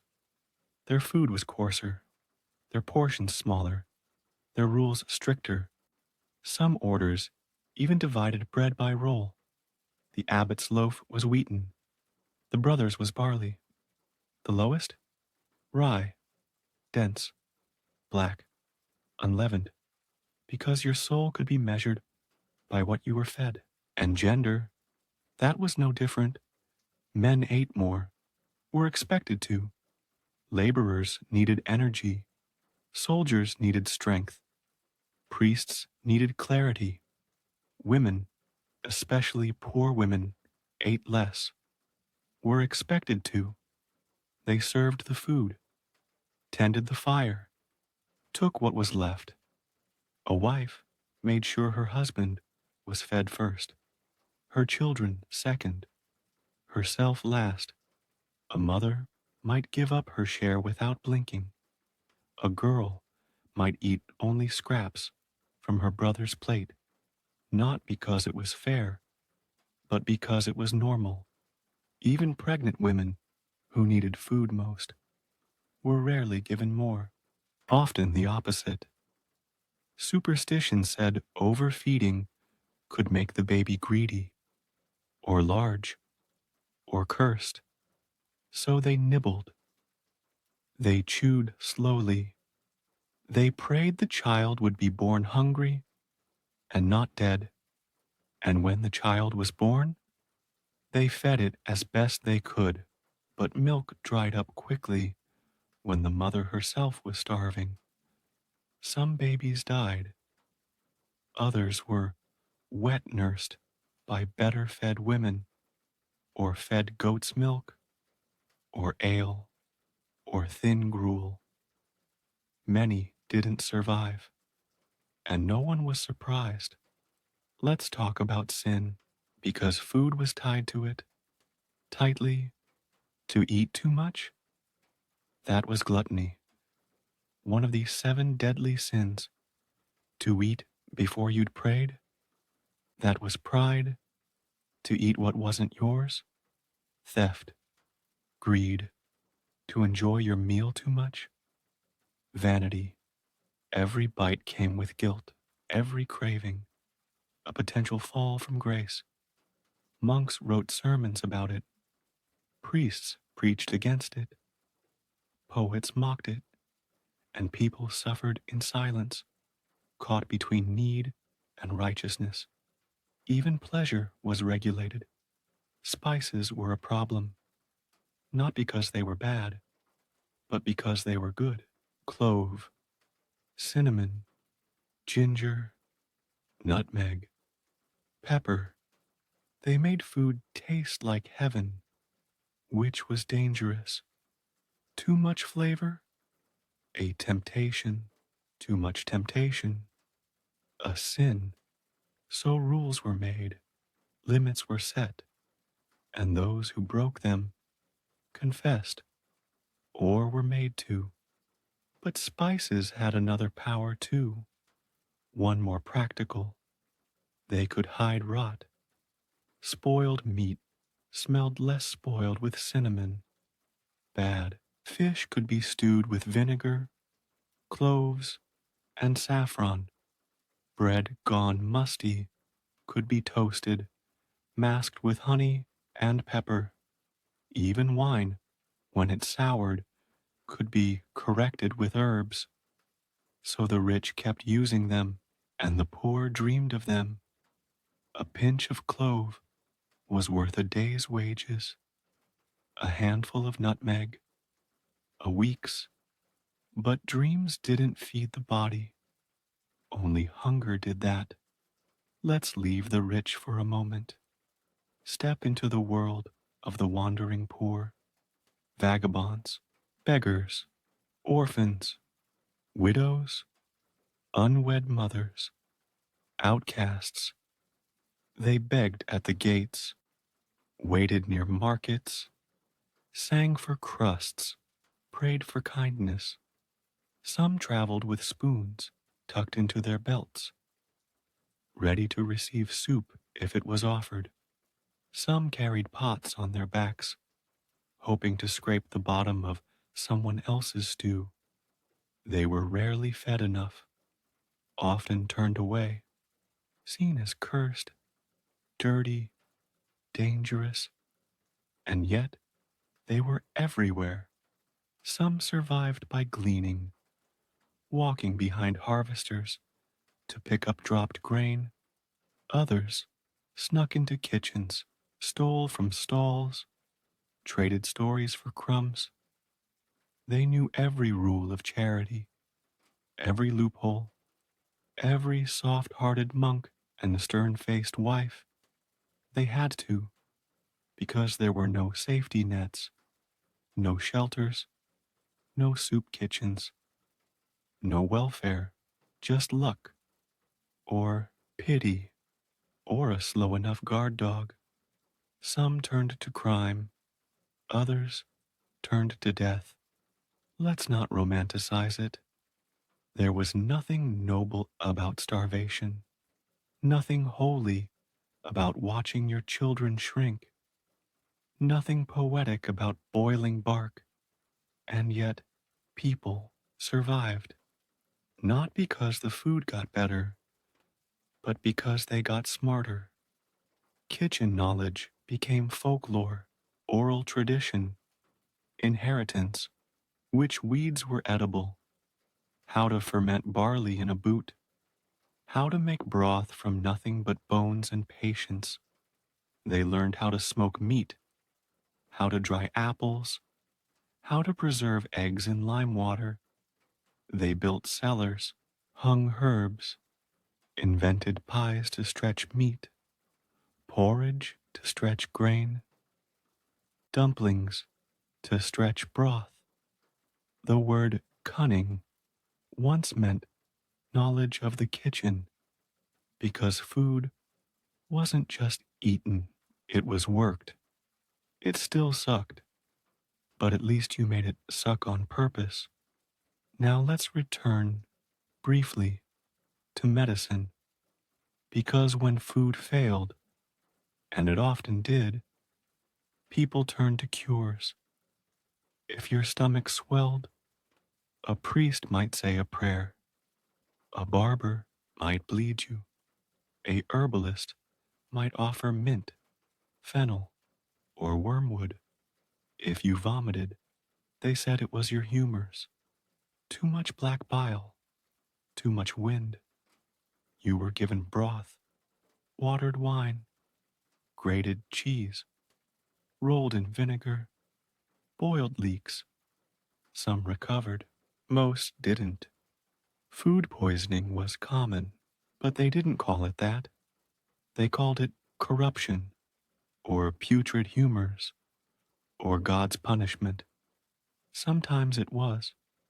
More often, it was yesterday's stew. And still, people kept eating, kept cooking, kept trusting, because hunger is stronger than fear. And finally, let's talk about memory, not of famine or feast, but of hope. People remembered tastes the way they remembered dreams. A sweet plum from childhood, roast goose at a cousin's wedding, apple cider from that one autumn long ago. They passed those memories down, told their children, taught them how to stir, how to season, how to scrape the pot clean. Not because the food got better, but because remembering better made survival possible. And in that way, maybe food didn't just suck, maybe it saved, even after everything you've heard. The rot, the famine, the filth. There's still one more truth we haven't fully spoken aloud. It's this: in the medieval world, you could do everything right and still go hungry. You could till your land, pay your taxes, feed your neighbors, pray before meals, plant on the right days, bake your bread with care, smoke your meat with patience, and still the rain might never come, or come all at once. The mill might break, your cow might die, your neighbor might steal, the Lord might demand more. The harvest might fail, and then you were back at the beginning, back to scraping, back to boiling, back to silence at the table, while children watched your hands and waited for the sound of the spoon, because food didn't care if you deserved it. It was indifferent. It answered only to nature, and nature didn't owe you anything. Even when it gave unevenly. Some years, the barley grew tall, the apples sweetened early, the chickens laid double, and still, someone somewhere starved because food didn't move freely. Transport was limited, storage was unreliable, trade routes were dangerous, and justice was slower than rot. If your town had too much, it spoiled. If your town had too little, you died. There was no balancing force, no equalizer, no rescue, just luck and the weather, and whether your Lord cared enough to open his stores. Let's talk about weather then, because weather was everything. The medieval climate was unforgiving and erratic. In the 14th century came what historians now call the Little Ice Age, a slow cooling that devastated crops across Europe. Winters grew harsher, summers shorter, springs wet and cruel, fields flooded, grain sprouted with mold, fruit trees gave nothing. Between 1315 and 1317 came the Great Famine. It rained and rained and rained. Fields became swamps. Hay couldn't dry. Livestock drowned. Seed grain rotted in bags. Food prices quadrupled. Mothers abandoned infants. Sons ate fathers. Dogs vanished from cities. People chewed straw until their gums bled. And even after the skies cleared, the wounds lingered. Bodies thinner, populations smaller, soil less fertile. Some villages never recovered. Some people never trusted the sky again. They planted late, harvested early, ate fast, because they knew the sky giveth, the sky taketh away. Even wind had a cost. Too much, your grain shattered in the field. Too little, the mill wheels stopped, and the flour never came. Your bread became porridge. Your porridge became soup. Your soup became water. And still, you called it dinner. Let's shift, not to famine, not to feast, but to scarcity, that quiet, gnawing thing that never fully left. You weren't starving, not exactly, but you were never full, not truly, not safely. You went to bed with your stomach humming, not in pain, but in protest. You woke thinking of what would last, how to make a cabbage stretch 4 days, how to flavor water, how to thicken thinness into something that could pass for food. You pretended, you told stories. You said, tomorrow we'll add meat, or the pottage tastes better after a third boil, or we're lucky, some have nothing. You said it so often that it stopped being a lie, because hope becomes a survival tool when food is not. And so, communities built tools to manage the unknown. Superstition, for one. People believed certain foods cured disease, that eggs on Easter healed the heart, that garlic protected against demons, that leeks could ward off the plague, not because they were foolish, but because they needed to believe something would help. And sometimes they were right. Garlic had antibiotic properties. Leeks and onions helped against parasites. Mint soothed the stomach. Honey cleaned wounds. Other times, they swallowed stones, burned hair, rubbed ash on bellies, ate powdered bones mixed with milk. They trusted the charm, the herb, the ritual, because science hadn't come yet, and waiting for it on an empty stomach was unbearable. Let's return to the table again, this time to the tools of eating. They were few: a knife, used for cutting and sometimes for spearing, a spoon, carved from wood if you were lucky, bread doubled as a plate, your trencher, meant to soak up broth and grease. When you finished eating, you could eat the trencher too. Forks were rare, foreign, considered effeminate, dangerous. You used your hands, you licked your fingers, you wiped them on your cloak, you sucked marrow from the bone, and you didn't complain, because manners didn't matter when hunger was louder. You ate fast, quiet, with purpose. You watched others' bowls, counted how many times they dipped their spoon, wondered what they'd do if you reached for more, and when the bowl was empty, you said thank you, even if it hurt to lie.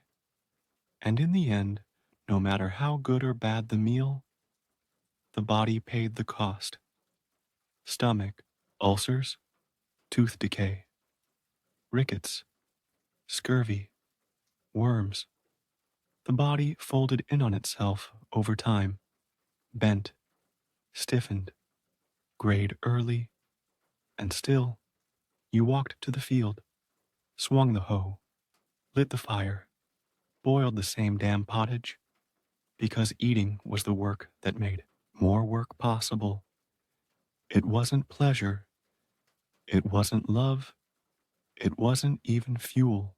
Sometimes it was a burden you carried in your gut, a dull, daily reminder that life had to be endured before it could be enjoyed, and that even if food didn't kill you, it would make you wish many days that it would just get it over with. By now, you've seen the bones of it, the hunger, the rot, the cold stew, and broken teeth and pottage stretched to its thinnest thread. But you haven't yet seen it all, because there's one final shadow that lay beneath every medieval meal, a kind of quiet fear, sharper than poison, slower than plague, spoilage, everything spoiled. There was no refrigeration, no cling wrap, no expiry date in bold black ink. There was only smell, sight, instinct, luck. And luck in the medieval world was rarely on your side. Let's start with meat. You killed the pig, the blood soaked the straw. The children gathered round to help. Nothing wasted. You hung the cuts from the rafters, rubbed them with salt, watched them weep brine through the night. Then came the smoking. Oak wood, hickory, apple if you had it. The meat darkened, hardened. But was it enough? You'd know in a few days, maybe a week. You'd slice into the fat and find it clean, white, smooth, or you'd find green, and you'd know you failed. You'd scrape, boil, pray, and eat it anyway, because meat was meat. Fish? Worse. Salted fish came packed in barrels. Sardines, herring, cod from the northern seas. When the barrel opened, the smell hit first, always strong. But was it too strong? You checked for slime, soft spots, movement. You rinsed it, stewed it in ale, buried it in mustard seed or onion. It still might kill you. Eggs? Tricky. No way to tell if they were good until they were cracked.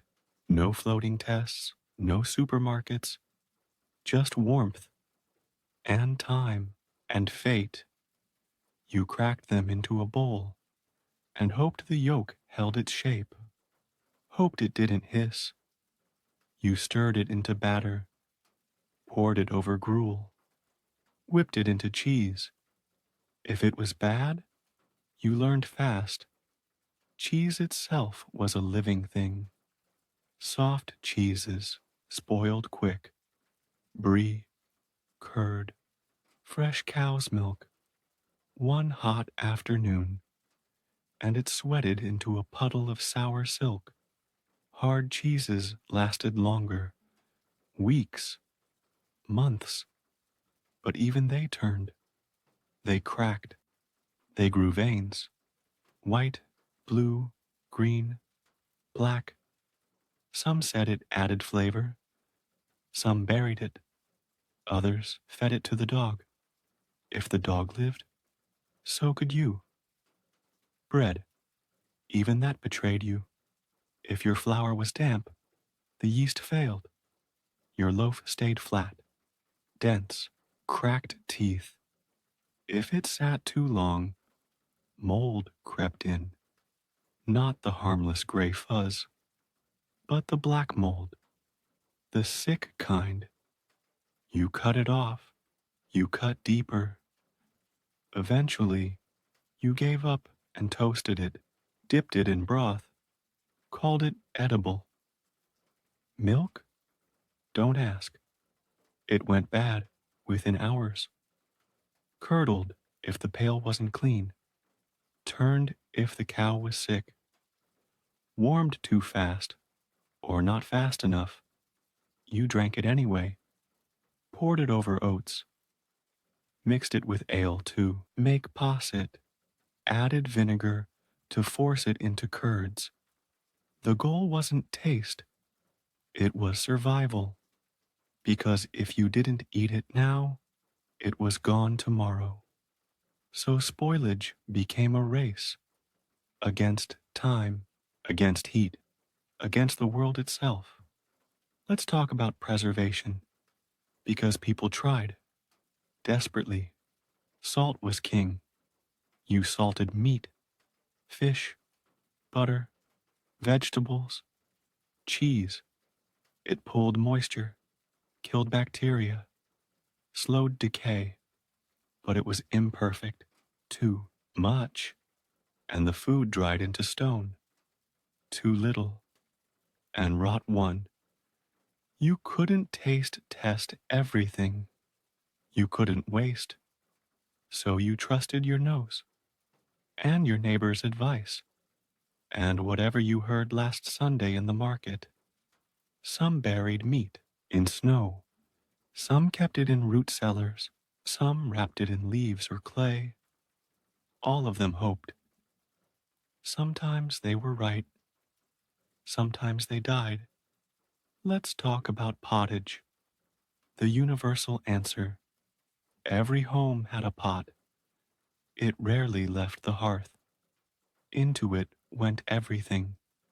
Barley, bones, onions, old meat, carrots, salt, nettles, last week's crust. You added to it daily, topped it up with water, stretched it like time. The bottom blackened, the top skinned over.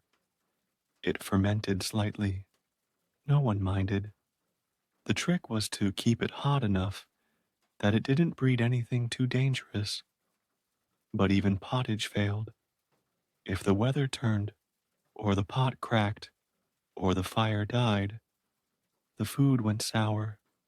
Sometimes it bloomed, sometimes it hissed, sometimes it smelled like death. You stirred it hard, added more barley, salt, herbs, hope. You called it aged. You called it deep. You called it done. And you ate. Because what choice did you have? Even grain, the supposed stable savior of every peasant table, wasn't safe. Rye, cheap, filling, sturdy, could sprout a killer. Ergot, it looked like a black seed, a horn, sometimes shaped like a finger. It grew silently, in wet years, on damp shelves, in the bags you trusted. Once baked into bread, it unleashed poison. You didn't know it was there, not until you began to twitch, to feel heat in your fingertips, to see things that weren't there. Some danced, others screamed. Some burned from the inside, their limbs gangrenous, falling away piece by piece. It was called St. Anthony's fire, but the saint didn't bring it. Your baker did. Let's shift. Let's step into the home kitchen, the heartbeat of survival. It was smoke blackened, the chimney clogged with soot, the walls oily from steam and fat, the floor packed dirt, damp from spilled water and spilled ale. You kept everything here, your cooking stones, your knives, your bucket of grain, your salt jar, your herbs hung from beams, sage, thyme, yarrow, nettle, your dried mushrooms strung like beads. The pot never cooled. The bread was wrapped in cloth, hidden, saved. If you had meat, it was up high, hung where the rats couldn't climb. The kitchen was sacred and filthy. Children played here. Cats slept in the ashes. Chickens wandered in. You kept it warm. You kept it burning. You kept it going. It was the only place you had to fight time. And the fire, if tended well, gave you a day more. Let's talk about the baker's oven. Not your own, but the town oven. Because most didn't have the fuel or structure to bake at home. So you prepared dough, wrapped it in cloth, and brought it to the communal oven. You waited your turn. You watched the baker's hands. You smelled the loaves. You begged for extra crusts. Sometimes you got them. Other times, you waited hours only to find your loaf stolen. There was no justice for missing bread, only hunger. And sometimes, the baker himself cheated you, gave you smaller loaves, burned the bottom and claimed it was normal. Cut your portion for a coin you didn't have. You could report him, but who would listen? He fed the town. You were just another mouth. Now let's talk about spices, not for flavor, for cover. Cinnamon masked fish, clove masked rot, vinegar disguised spoiled stew, mustard coated overcooked meat. You weren't seasoning for pleasure, you were shielding for safety. The rich did it more, the poor did it badly. But everyone learned. Spice equals disguise. The brighter the smell, the darker the truth. Feasts were the worst. Those shining tables, those meat-laden boards. What you didn't see was the danger inside. Whole birds, stuffed and reskinned. Meat baked hours ago and reheated. Dishes left out for display, coated in gold leaf, already turning. The noble guests smiled, ate little, sent plates back half full. Servants devoured what was left and got sick and died and were replaced. Now let's speak of ritual, because people prayed before meals, not out of gratitude always, but fear. They asked for protection, for clean water, for meat without worms, for a stew that didn't poison the baby. They blessed their bread with signs of the cross. They kissed their trenchers. They buried spoiled food far from home. They didn't speak ill of meals, even the worst ones, because food was power, and power could hear you. Now imagine this. You've worked all day. Your back aches. Your hands are cracked. You've gathered firewood, boiled water, cut roots, and now the pottage is burned. You forgot to stir. The bottom is ash. The top is clotted. It stinks. There's nothing else. So you scrape off the black, add more water, stir, swallow, and say, it's fine, because to name it failure is worse than to eat it. That was food, not joy, not love, not even survival, just endurance. A world where dinner wasn't a moment, but a fight, where recipes were born from desperation, and every bite carried a question. Will this fill me? Will this kill me? Because medieval food wasn't just bad. It wasn't just unsafe. It wasn't just gross or boring or weird. It was constant work, constant fear, and above all, constant compromise. To eat, you had to bargain with nature, with fire, with a superstition, with your body, with your God. And most of the time, you lost. Let's remember what food actually looked like for most. Grain, always grain. Barley, oats, rye, bread so dense it could chip a tooth. Porridge so thin you could see the spoon scrape the bottom. If you were lucky, a shred of meat, a salted fish, a boiled root. If not, you told yourself you weren't that hungry. After all, you filled your stomach with water, or sleep, or silence. Meals weren't moments of joy. They were routines of survival. Every day you asked yourself, can I eat this? Should I eat this? Is it safe? Is it mine?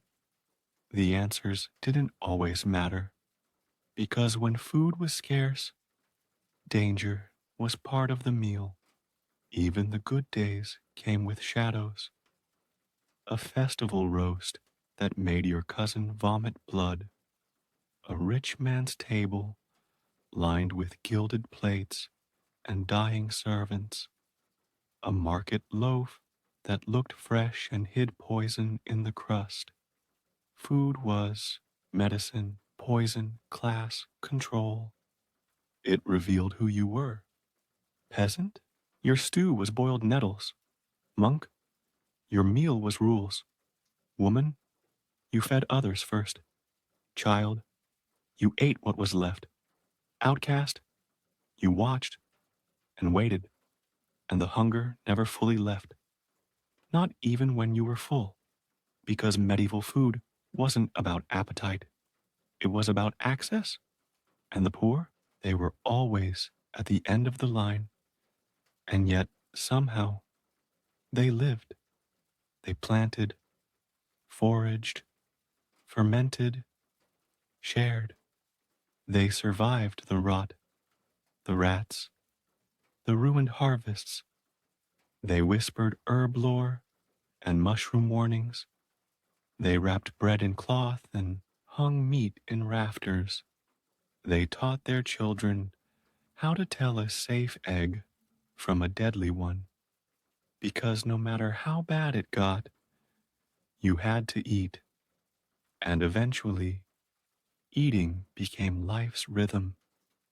You measured seasons by what was in the pot: peas in spring, greens in summer, apples in fall, scraps in winter. The hunger gap came, then passed, then came again. You forgot what sugar tasted like. You dreamed of butter. You said nothing when the milk soured, and you carried on, because this was food. It wasn't supposed to be good. It was just supposed to be there. And when it wasn't, you prayed, you begged, you stole, you buried the child, you boiled the leather, you stopped talking, and when food returned, you smiled, you chewed slowly, you gave thanks, not because it tasted good, but because you weren't dead yet, and that was enough. So now, when you walk into your kitchen, when you open a fridge glowing with cold air, when you grumble about takeout that's 10 minutes late, or cereal that's a bit stale, or butter that's unsalted, remember them, the ones who ate mold with a straight face, who learned which dirt was cleanest, who measured safety in stomach aches and silence, who stirred the same pot for weeks, who never wasted, who never forgot, and whose only recipe most nights was just survive. Good night.